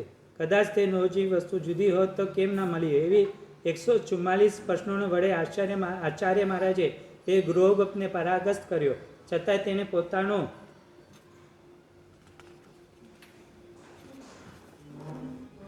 દુરાગ્રહ છોડ્યો નહીં. તેથી ગુરુ મહારાજે ક્રોધિત બળખા નાખવાથી કુંડલીમાં રહેલી તે ભસ્મ તેના મસ્તક પર નાખીને તેના સંગ બહાર કાઢ્યો. ત્યાર પછી છઠ્ઠા નિર્ણયો 83 કે અનુક્રમે વૈશેષિક દર્શન પ્રગટ કર્યો. સ્થવિર ઉત્તર બલિસ્ક થકી ઉત્તર બલિસ્ક નામે ગણ નીકળ્યા. તેથી આ 4 શાખાઓ આવી રીતે કહેવામાં આવે છે. તે આ પ્રમાણે: કૌશાંબિક, સુક્તિપ્રત્યય, કૌટુંબિક અને ચંદ્રનાગરી. આ વાશિષ્ઠ ગોત્રવાળા સ્થવિર આર્ય સુહસ્તી આ 12 સ્થવિર શિષ્યો પુત્ર સમાન પ્રસિદ્ધ હતા. આ સ્થવિર આર્ય રોહન, મદ્રયશ, મેઘગણી, કામવર્દી, સુહસ્તી, સુપ્રતિબુદ્ધ, રક્ષિત, રોહગુપ્ત અને ઋષિગુપ્ત, શ્રીગુપ્ત, ગણી બ્રહ્મા તથા ગણી સોમ ઘન ધારણ કરનારા 12 શિષ્યો સુહસ્તી હતા. કાશ્યપ ગોત્રવાળા સ્થવિર આર્ય રોહ થકી ત્યાં ઉદાહરણ ગણ નામે ગણ નીકળ્યા. તેમાંથી 4 શાખાઓ અને 6 કુલ નીકળ્યા. તેથી આવી રીતે કુલ કહેવાય છે. તે શિષ્ય પૂછે કે તે શાખાઓ કેવી? તે ગુરુ મહારાજ ઉત્તર આપે છે, તે શાખાઓ આવી રીતે કહેવામાં આવે છે. તે આ પ્રમાણે: માસપુરી, ઉદ્દભરિયા, માસપુરિકા, મતિપ્રાતિકા અને પ્રજ્ઞાપ્રાતિકા. આ તે શાખાઓ છે. તે કુલો કયા? તે કુલો આવી રીતે કહેવામાં આવે છે: પહેલું કુલ નાગભૂત, બીજું સોમભૂતિકા, ત્રીજું આદ્રકક્ષ, ચોથું અસ્તગિલ્ય અને પાંચમું નંદીય અને છઠ્ઠું પરિસાહક. એ છ કુલ દેહ ગણના જણાય જાણવામાં આવે. આરિત ગોત્રવાળા સ્થવિર આર્ય શ્રી ગુપ્ત થકી અહીં 4 ગણના નામે ગણ નીકળ્યા. તેની આ 4 શાખાઓ અને 7 કુલ આવી રીતે કહેવામાં. તે શાખાઓ કેવી? શાખાઓ આવી રીતે કહેવામાં. તે આ પ્રમાણે: હસ્તમાલિકારી, શંકાશિકા, ગાવેદિકા, વ્રોજનાગારી. શાખાઓ કુલો કયા? કુલો આવી રીતે: વત્સલ્ય, પ્રતિબદ્ધ, ધાર્મિક, હાલિયા અને પુષ્પમિત્રિયા. એ 4 શાખાઓ. માલીય, આર્યવેટક. આ 7મું પુષ્પનઃ. આ 4 ગણના જાણવા. ભારદ્વાજ અને ગોત્રવાળા સ્થવિર ભાદ્રયશ અને ઉડવાટિકા ગણ નામે ગણ નીકળ્યા. તે આ 4 શાખાઓ અને 3 કુલ આવી રીતે કહેવામાં. શાખાઓ કહી છે તે શાખાઓ પ્રમાણે કહેવા: ચંપિયા, બદ્રિકા, કાંકંદિકા અને મેખલિયા. આ શાખાઓ. તે કુલો કયા? તે કુલો આ પ્રમાણે કહેવામાં આવે: ભદ્રયશક, ભદ્રગુપ્તિક અને ત્રીજું યશોભદ્ર. આ ઉવટિકા ગણના 3 જ કુલ. આ ખોડાલ ગોત્રવાળા સ્થવિર કામબંધી થકી અહીં વૈશાવાટિકા ગણના નામે ગણ નીકળ્યા. તે 4 શાખાઓ અને 4 કુલિકા.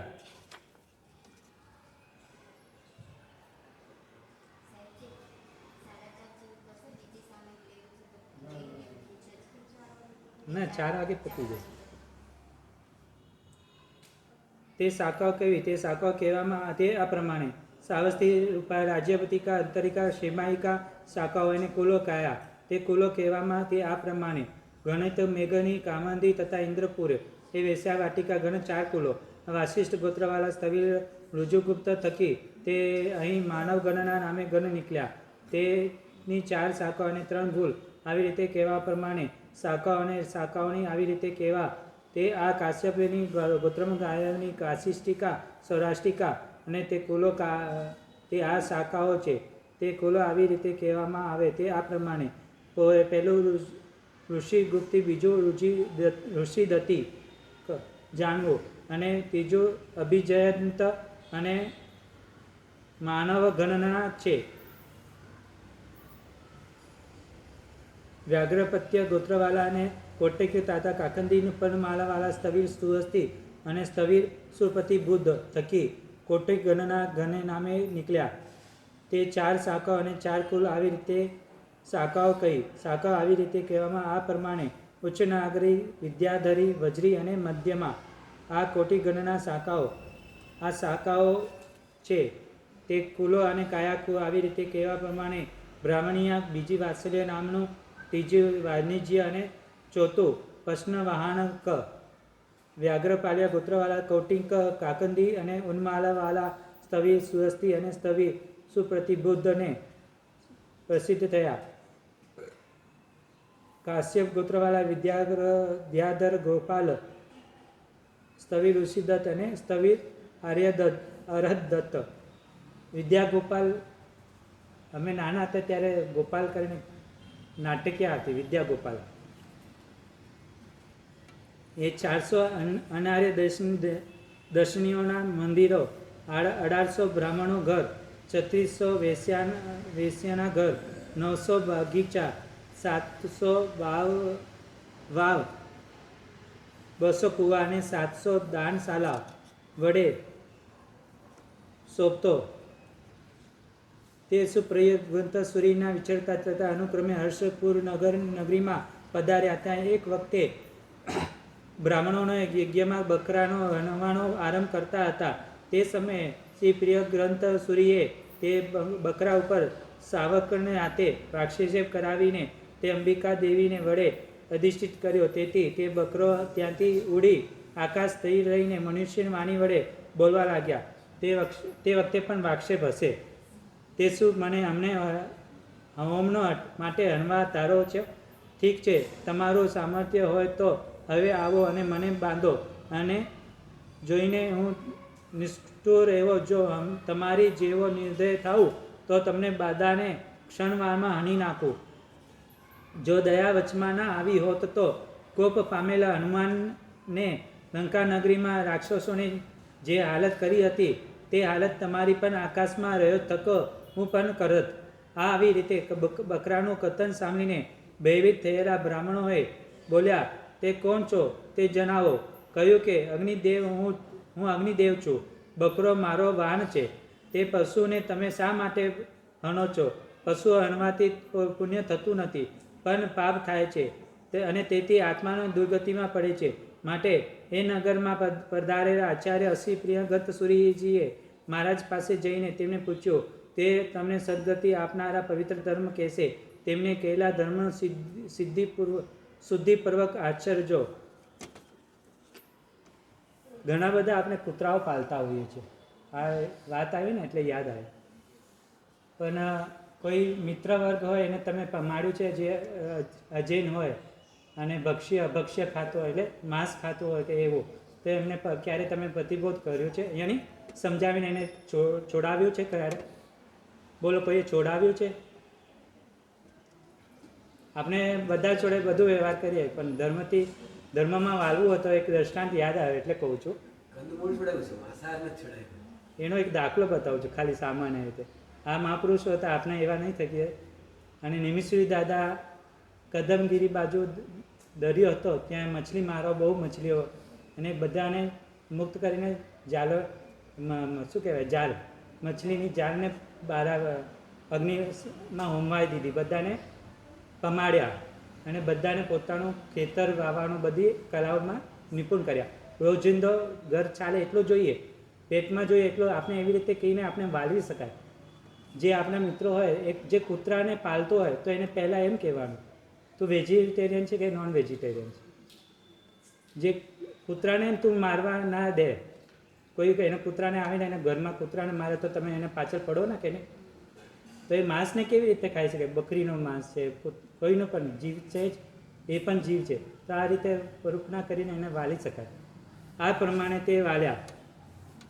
તે એ મનુષ્ય જે રાજામાં ચક્રીથી ધનુધારી ચેઓમાં અર્જુન અગ્રેસર, તેમ સત્યવાદીઓમાં અગ્રેસર એક સાધુ મહાત્મા છે, જે બ્રાહ્મણોને તે પ્રમાણે કર્યું. તે સ્થવિર પ્રિય ગ્રંથથી અહીં મધ્યમા નામની શાખા નીકળી. તે કાશ્યપ ગોત્રવાળા સ્થવિર વિદ્યાધર ગોપાલથી અહીં વિદ્યાધર નામે શાખા નીકળી. કાશ્યપ ગોત્રવાળા સ્થવિર આર્યદીનને ગૌતમ ગોત્રવાળા આર્યદીન નામે સ્થવિર શિષ્ય હતા. તે ગોત્રવાળા સ્થવિર આર્યદીનને આ બે સ્થવિર શિષ્ય હતા. તે આ પ્રમાણે માંડર ગોત્રવાળા સ્થવિર સાતિસૈનિક અને કૌશિક ગોત્રવાળા જાતિસ્મરણ જ્ઞાનવાળા સ્થવિર આર્ય સિંહગીરી. માંડર ગોત્રવાળા સ્થવિર આર્ય શાંતિ સૈનિકથી અહીં ઉચ્ચ નાગરિકી નામની શાખા નીકળી. માંડર ગોત્રના સ્થવિર આર્ય શાંતિની કેને આ 4 સ્થવિર શિષ્ય પુત્ર સમાન પ્રસિદ્ધ હતા. આર્ય સૈનિક, તાપસ, આર્ય કુબેર અને આર્ય રુચિ પાલિત આ 4 સૈનિકથી આ નામે શાખા નીકળી અને આર્ય તાપસીથી તે આર્ય તાપસી નામે શાખા નીકળી. આર્ય કુબેરથી તે આર્ય કુબેરની નામે શાખા નીકળી અને તે સ્થવિર આર્ય રુજુપાલિતથી તે અહીં આર્ય રુજુપાલિતા નામે શાખા નીકળી. કૌશિક ગોત્રવાળા જાતિસ્મરણ જ્ઞાનવાળા સ્થવિર આર્ય સિંહગીરીને આ સ્થવિર શિષ્ય હતા, પુત્ર સમાન પ્રસિદ્ધ હતા. તે આ પ્રમાણે સ્થવિર ધનગીરી સ્થવિર આર્ય વજ્રસેન સંબંધ પ્રમાણે માલવ દેશમાં સુભદ્ર નામના ગામના રહેતા ધનગીરી નામે જે શ્રેષ્ઠી પુત્ર સુનંદા નામે સ્ત્રી સાથે પરણ્યો હતો. તે સુનંદાભાઈ અને આર્ય સમિતિ આર્ય સિંહગીરીને પાસે દીક્ષા લીધી હતી. ધનગીરી નાનપણથી જ સંસારથી વિરક્ત હતો. તેને પણ પરણ્યા પછી થોડા જ વખતમાં આર્ય સિંહગીરીને પાસે દીક્ષા લીધી.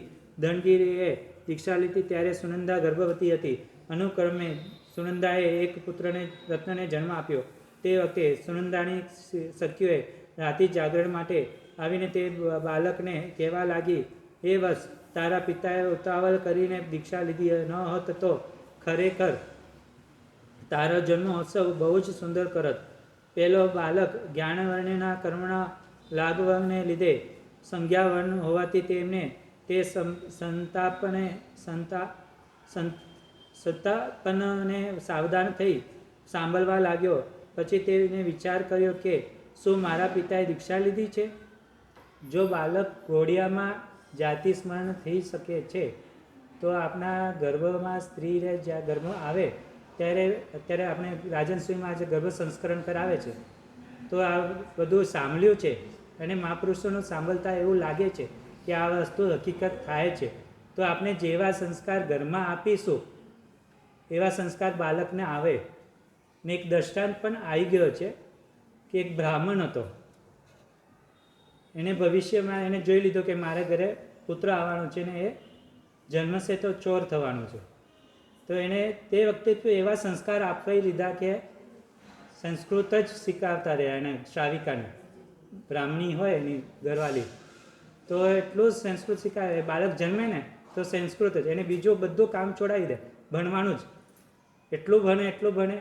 હવે એ ચોર પૂર્વ ભાવના એવા કંઈ કર્મ લઈને આવ્યો, ચોરનો કર્મ લઈને આવ્યો છે. ચોરી હવે કે આ બ્રાહ્મણમાં મળે કેટલું? હવે બ્રાહ્મણની પૂજા કરો, ઘર ચાલે, પછી શું પાછો રોજનું આવું કરવાનું? થાકી ગયો, કેમ કે લગ્ન કરી દીધા, મોટો થયો છોકરો, લગ્ન કર્યા અને હવે ચોરના પૂર્વ ભાવના કર્મ છે એટલે પછી એને ચોરની વિચારણા આવી ગઈ. ચાલ ને હવે કંઈ ચોરી કરીએ એટલે 3 અઠવાડિયું કંઈ જવું ના પડે પૂજા કરવા, પૂજન કરાવવા. પછી પાછો વિચાર બદલ્યો, 8 દિવસ માટે શું કાયમ માટે ચોરી કરવા, એટલે રાજ્યસભામાં છે, રાજાના મહેલમાં જઈશ. હવે રાજાના મહેલમાં તો બ્રાહ્મણ મંત્રી જેવો હોય એટલે રાજ્યસભામાં એને ગયો ચોરી કરવા. રાતના સમય જાય. ચોર ક્યારે જાય? રાતના સમય જાય. રાજાને પલંગની નીચે સંતાઈ ગયો. હવે રાજાને તે દિવસે કંઈક હતું રાજ્યસભામાં, બીજે દિવસે બોલવું હતું અને 3 શ્લોક જ આવે, 4થો શ્લોક મોઢે નથી આવતો.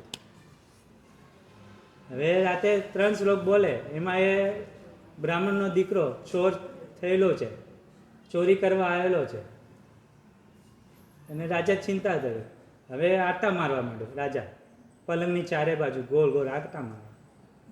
હવે એ તો ડરી ગયો, હવે પકડી લેશે મને, હવે મારે જેલ પાકી, મારે બચવું હોય તો મારે એક શ્લોક બોલીને બચાવો મારે કરી દેવું, પછી એને મારો છુટકારો થઈ જશે.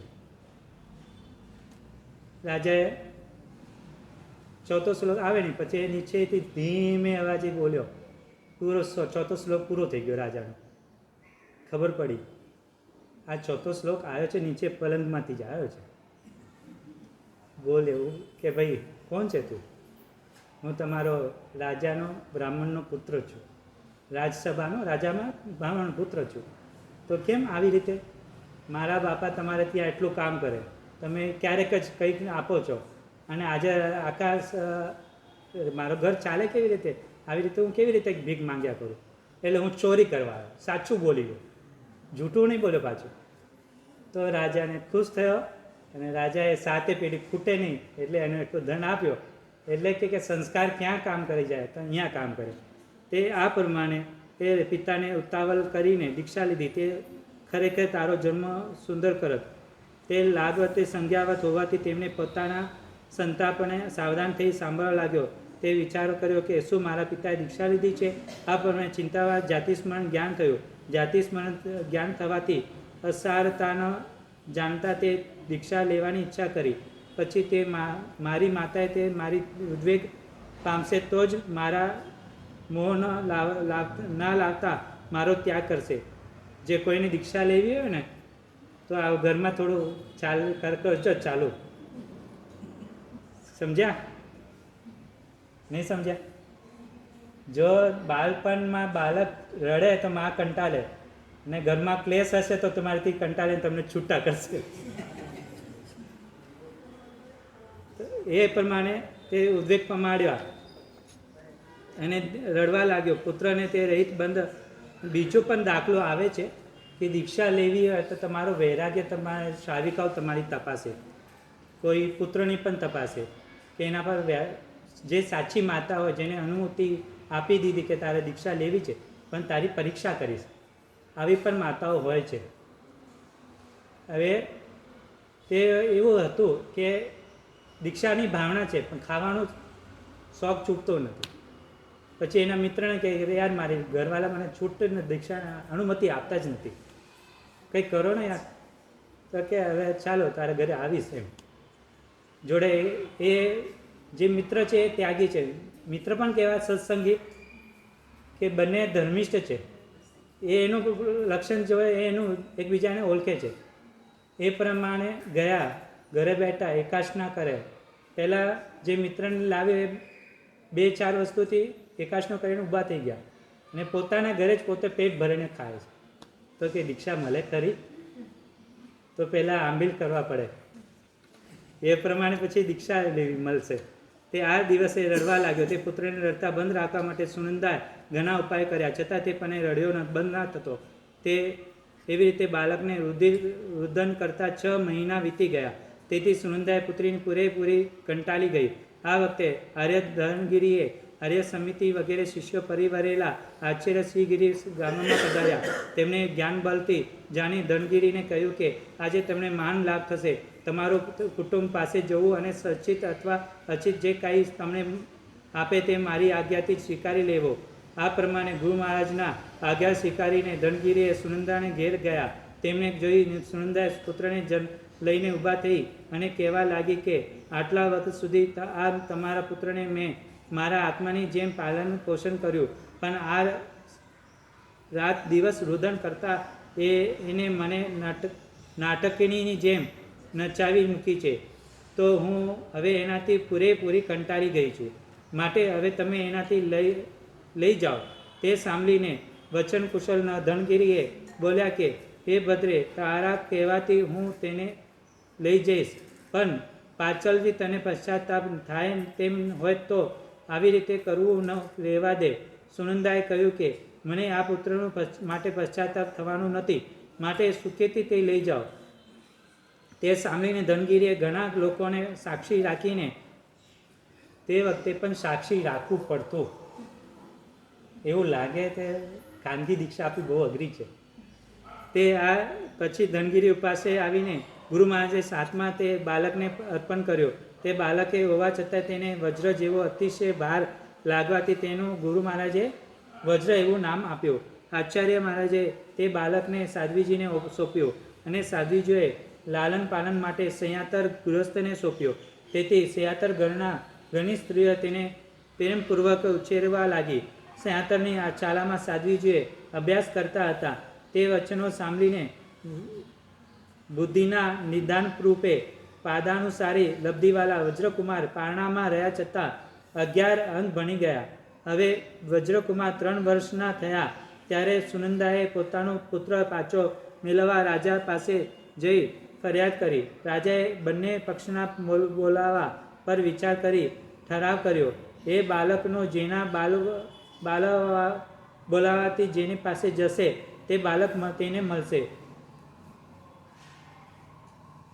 એ બંને પક્ષના કબૂલે કરી દીધું કે હા કંઈ વાંધો નહીં, રાજા જે કે એ પ્રમાણે આપણે કરીએ.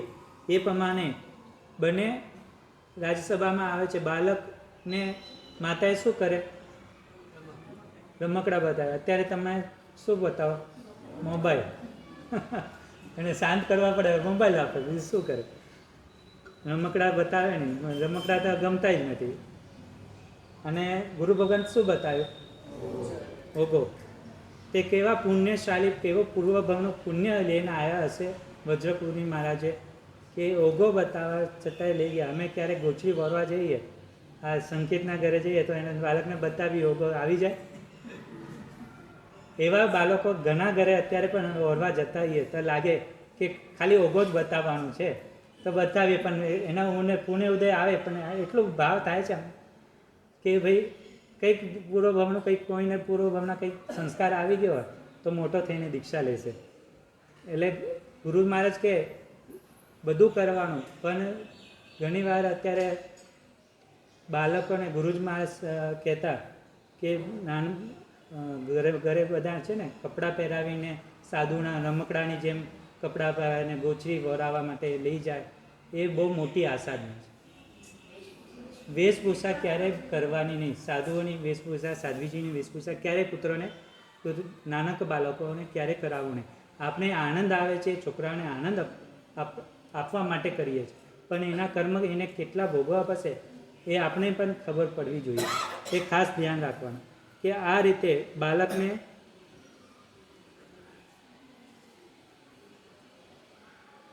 દીક્ષા લેવા તે તત્વજ્ઞાન ધર્મનો ધ્વજરૂપ રોજણ લઈને વજ્ર સાંભળજો. વજ્રકુમાર રોજણ લઈ લીધું. એ પ્રમાણે જોઈને ન્યાયનિષ્ઠ રાજાએ તે બાળકને ધનગીરીને સોંપ્યો. ત્યારે પછી આચાર્ય સિંહગીરીએ વજ્રકુમારને યોગ્ય જાણી દીક્ષા આપી અને સુનંદાએ પણ દીક્ષા સ્વીકારી. હવે વજ્રસ્વામી 8 વર્ષના થયા ત્યારે એક વખત એ અજુજી તરફ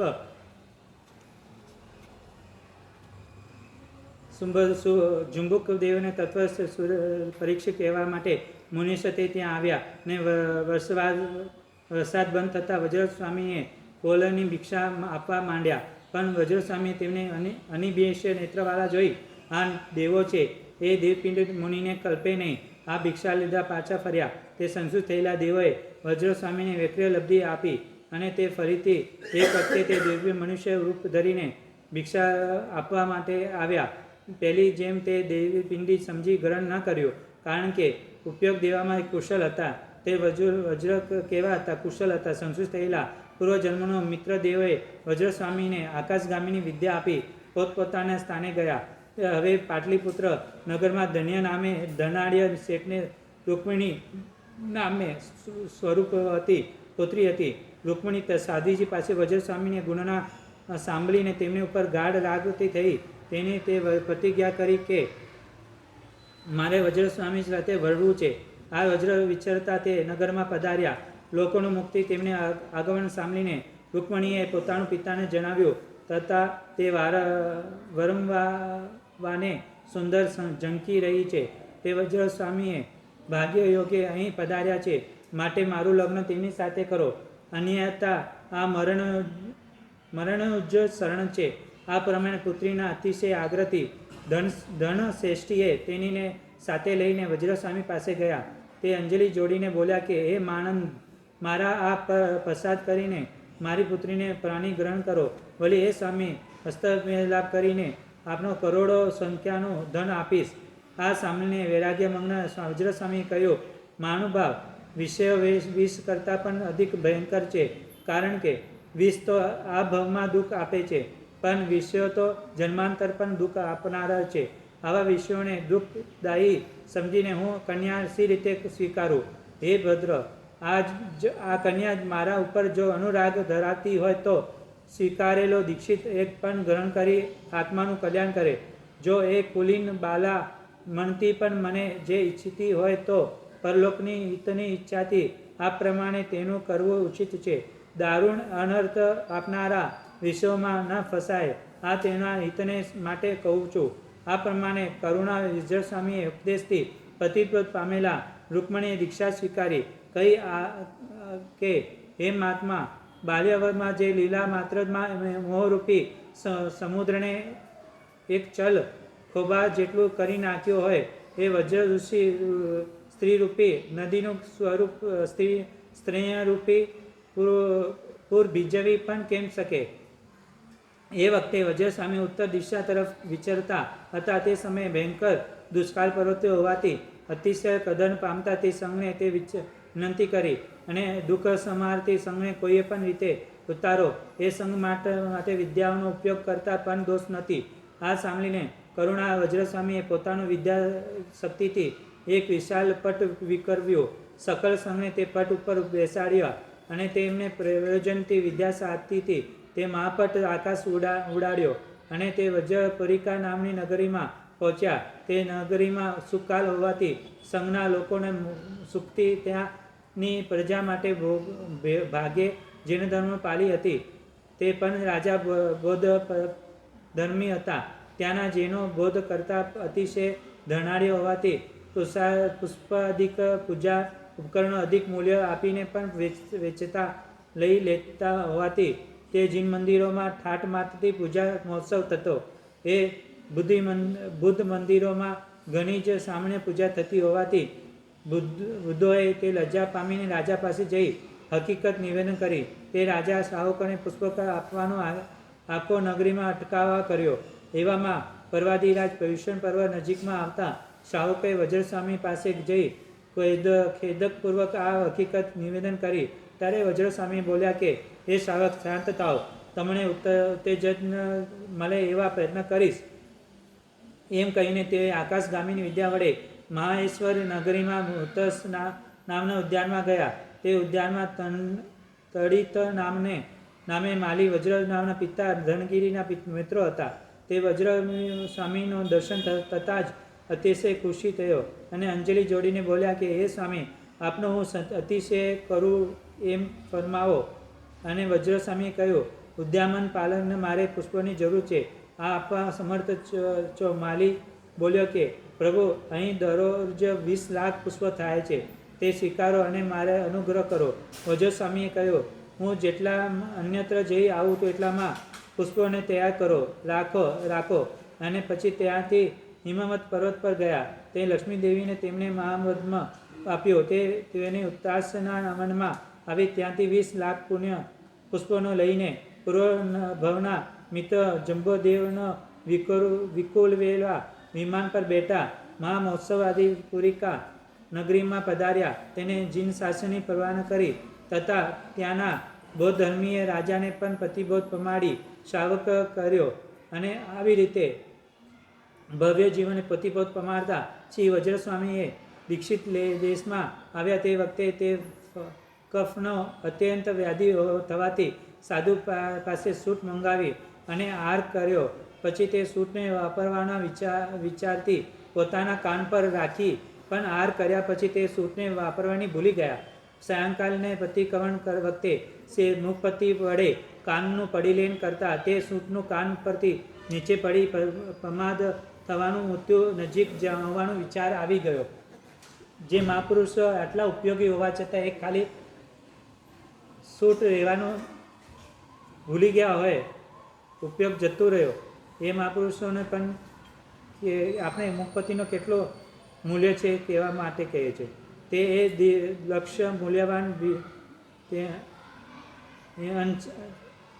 હોવાનું વિચાર અનશન કરાવી ઈચ્છાપૂર્વક વજ્રસ્વામી પોતાની વજ્રસેન નામની શિષ્ય પાસે બોલાવીને કહ્યું કે એ 12 વર્ષનો ભયંકર દુષ્કાળ પડશે અને તે જે દિવસે તું લક્ષ્ય મૂલ્યવાન ભાતની ભિક્ષા પામીશ, તે બીજે દિવસે પ્રભાતે સુકાલ થશે એમ સમજવું. એ પ્રમાણે કહીને તે અન્ય સ્થળે વિહાર કર્યા અને ત્યાર પછી વજ્રસ્વામી પોતાની સમીપે રહેલા મુનિઓ સાથે એક પર્વત ઉપર અનશન કરી આયુષ્ય પૂર્ણ થતાં સ્વર્ગે ગયા. તે મહાત્મા પર્વત કાલધર્મ પામ્યા. ત્યાં ઇન્દ્રએ આવીને વજ્રસ્વામીને અન્ય મુનિઓને શરીરને પૂજા કરી અને પછી ઇન્દ્ર રથમાં બેસીને ભક્તિથી તે પર્વત ફરીથી પ્રદક્ષિણા કરી. ત્યારથી તે પર્વતનું રતાવર્ત એવું નામ પ્રસિદ્ધ થયું. તે વજ્રસ્વામીએ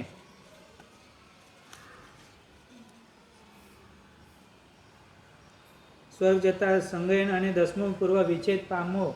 તે કહ્યું કે આર્ય મહાગીરી અને સ્વસ્થ ગુણસુંદરી અને શ્યામ શંકર ચંદ્ર આચાર્ય સૂરી પર રેવતી ચેરીદાળ ભદ્રગુપ્ત ગુપ્ત અને સૂરી વજ્રસ્વામી યુગબંધર અને ગૌતમ એવા 10 પૂર્વીય થયા.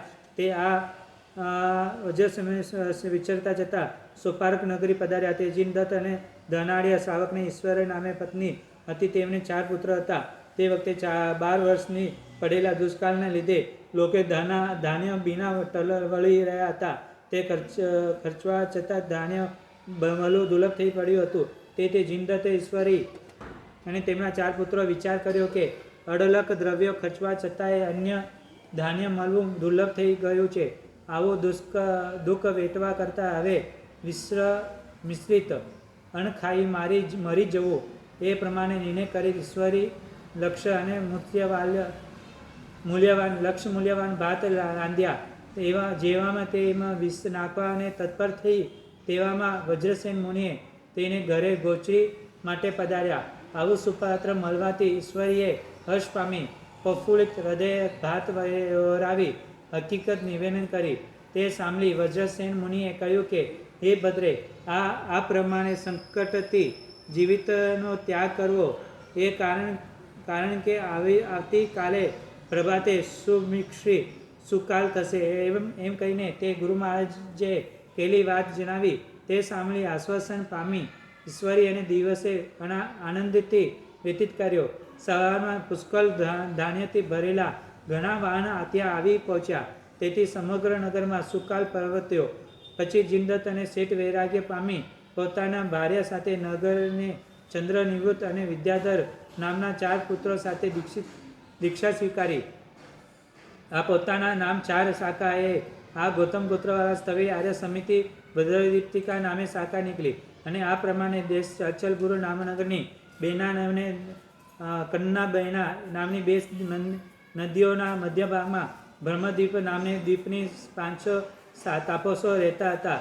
તેઓમાં તાપસો પગે લેપ કરીને પાણી પર ચાલવાની કલા જાણતો હતો. તેથી તે પગે લેપ કરીને જમણીને લેપ જલ પર ચાલતી જલતી પગ બીજવ્યા સિવાય બેના નદીની ઉત્તરી પારણાને માટે નગરમાં આવતો જતો લોકોમાં આશ્ચર્ય ઉત્પન્ન કરતો હતો. તેથી આ તાપસનો તપનો પ્રભાવ કેવો છે, જેનોમાં એવું પ્રભાવશાળી કોઈ નથી. આ પ્રમાણે નગરમાં લોકો તાપસની પ્રશંસા અને જેનોની નિંદા કરવા લાગ્યા. તે સાંભળીને ત્યાંના શ્રાવકો જંબુ વજ્રસ્વામીના મામા શ્રી આર્ય સમિતિ સૂરીને બોલાવ્યા અને તાપસની હકીકત નિવેદન કરી.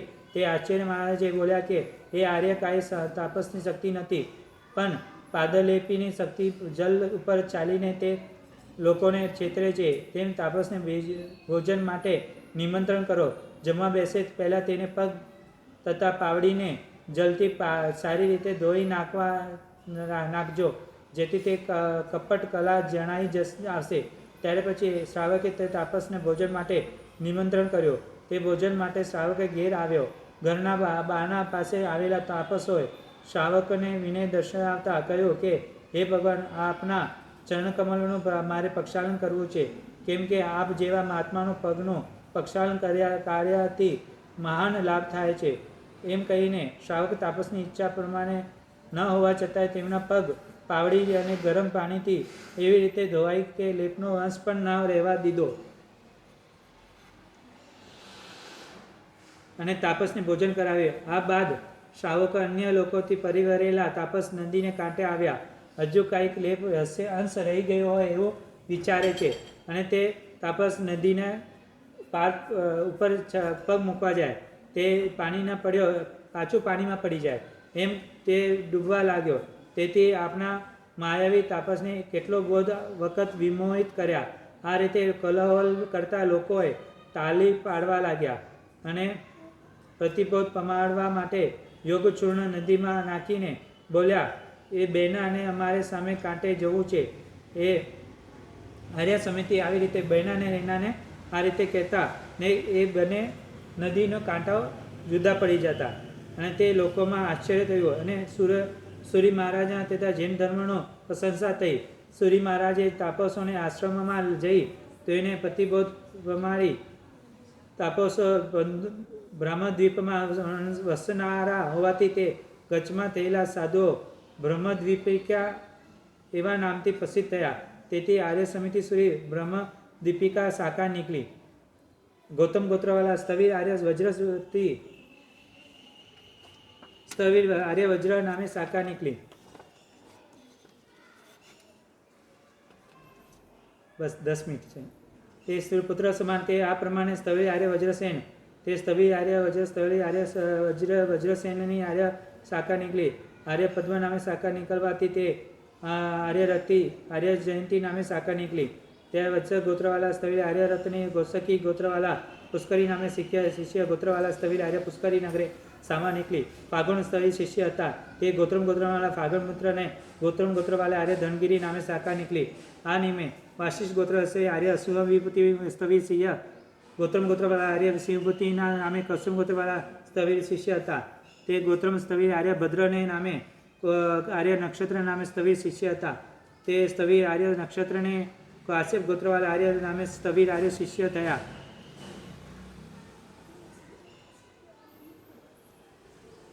આર્ય નાગને આર્ય વાશિષ્ઠ ગોત્ર આર્ય નામે સ્થવિર શિષ્ય હતા. વાશિષ્ઠ ગોત્ર આર્ય જેલીને માંડર ગોત્રવાલા આર્ય વિષ્ણુ નામે સ્થવિર શિષ્ય હતા. સ્થવિર આર્ય વિષ્ણુને કાલક અને નામે સ્થવિર શિષ્ય હતા. સંપલિત સ્થવિર આર્ય ભદ્ર અને ગૌતમ સ્થવિરોને બે એ આર્ય બુદ્ધ અને સ્થવિર આર્ય શિષ્ય. આ ગૌતમ ગોત્રવાલા સ્થવિર આર્ય બુદ્ધને ગૌતમ ગોત્રવાલા આર્ય સંઘપાલિત સ્થવિર શિષ્ય હતા. ગોત્રમ ગોત્રવાલા સ્થવિર આર્ય સંઘપાલિક કાશ્યપ ગોત્રવાલા આર્ય સહસ્તી નામ સ્થવિર શિષ્ય. ગૌતમ સ્થવિર આર્ય સહસ્તી સુરત ગૌતમવાલા સ્થવિર આર્ય ધર્મ નામે સ્થવિર શિષ્ય. સુવ્રત ગોત્રવાલા આર્ય ધર્મને કાશ્યપ ગોત્રવાલા આર્ય સિંહ નામે સ્થવિર શિષ્ય હતા. કાશ્યપ ગોત્રવાલા આવેલા ગોત્રવાલા સ્થવિર આર્ય ધર્મને આર્ય ફાલ્ગુની મિત્ર આશિષ્ઠ ગોત્રવાલા ધનગીરી કુશ્ય ગોત્રવાલા શિવભૂતિને અને કશ્યપ ગોત્રવાલા દુર્યાત્ય કૃષ્ણ મુનિને વંદન કરું છું. આ પ્રમાણે વંદન કરીને તે કાશ્યપ ગોત્રવાલા વંદન કરી આ કાશ્યપ ગોત્રવાલા નક્ષત્રને કાશ્યપ રત્નને રક્ષણ તે આર્યનાગને વાશિષ્ઠ ગોત્રવાલા જેલી વંદન કરું છું. મોંડાર ગોત્રવાલા વિષ્ણુને ગૌતમ ગોત્રવાલા કાલકને વંદન કરું છું. ગૌતમ ગોત્રવાલા સ્થવિર આર્ય બુદ્ધને નમસ્કાર કરું છું. તેમને મસ્તક વડે તેમને ચારિત્ર અને જ્ઞાનયુક્ત એવા ગૌતમ ગોત્રવાલા સ્થવિર સંઘ પાલિત વંદન કરું છું. તે ગ્રીષ્મકાળના પ્રથમ એટલે કે ચૈત્ર માસના શુક્લ પખવાડિયામાં કાલધર્મ પામેલા એવા કાશ્યપ ગોત્રવાલા આર્ય સહસ્તી હું વંદન કરું છું. જેના દીક્ષા મહોત્સવ અને સમયે પૂર્વની સંગતિવાળા જેને મસ્તક ઉપર મનોહર શોભા વડે ઉત્તમ એવા ધારણીય એ સૂત ગોત્રવાલા શીલ લબ્ધિયુક્ત આર્ય ધર્મને વંદન કરું છું. કાશ્યપ ગોત્રવાલા આર્ય સિંહને કાશ્યપ ગોત્રવાલા આર્ય ધર્મને હું વંદન કરું છું. ગૌતમ ગોત્રવાલા સ્થવિર આર્ય જંબુને નમસ્કાર કરું છું. મધુર એવા માન્ય એવા માધવ વડે મુક્ત એવા દર્શન અને ચારિત્ર યુપેકવાલા કાશ્યપ ગોત્રવાલા સ્થવિર નંદિતને પણ વંદન કરું છું. આ ત્યારે ચારિત્ર એવા ઉત્તમ સમિત વડે માંડર ગોત્રવાલા આર્ય દેશ ગણી સમાસમન દેશી ગણી સમાક્ષણ નમસ્કાર કરું છું. આ પ્રમાણે ત્યાર પછી અનુયોગ ધારણ કરનારા ધીર મંતીના સાગર મહાસત્વશાલી અને વાત્સલ્ય ગોત્સવાલા એવા શ્રી સ્થિર ગુપ્ત સમાસમનને વંદન કરું છું. જ્ઞાન દર્શન અને ચારિત્ર વિષય સ્થિર એવા ગુણો વડે મોટા એવા ગુણવંત સ્થવિર કુમાર ધર્મને ગણીને વંદન કરું છું. આ સૂત્ર અર્થ અને રત્નથી ભરેલા ક્ષમા, દમ અને માદર ગુણ વડે કાશ્યપ ગોત્રવાળા એવા દેવર્ષિ ગણિત સમાસમણ ને વંદન કરું છું. આજનો સવિલાવરી પૂર્ણ.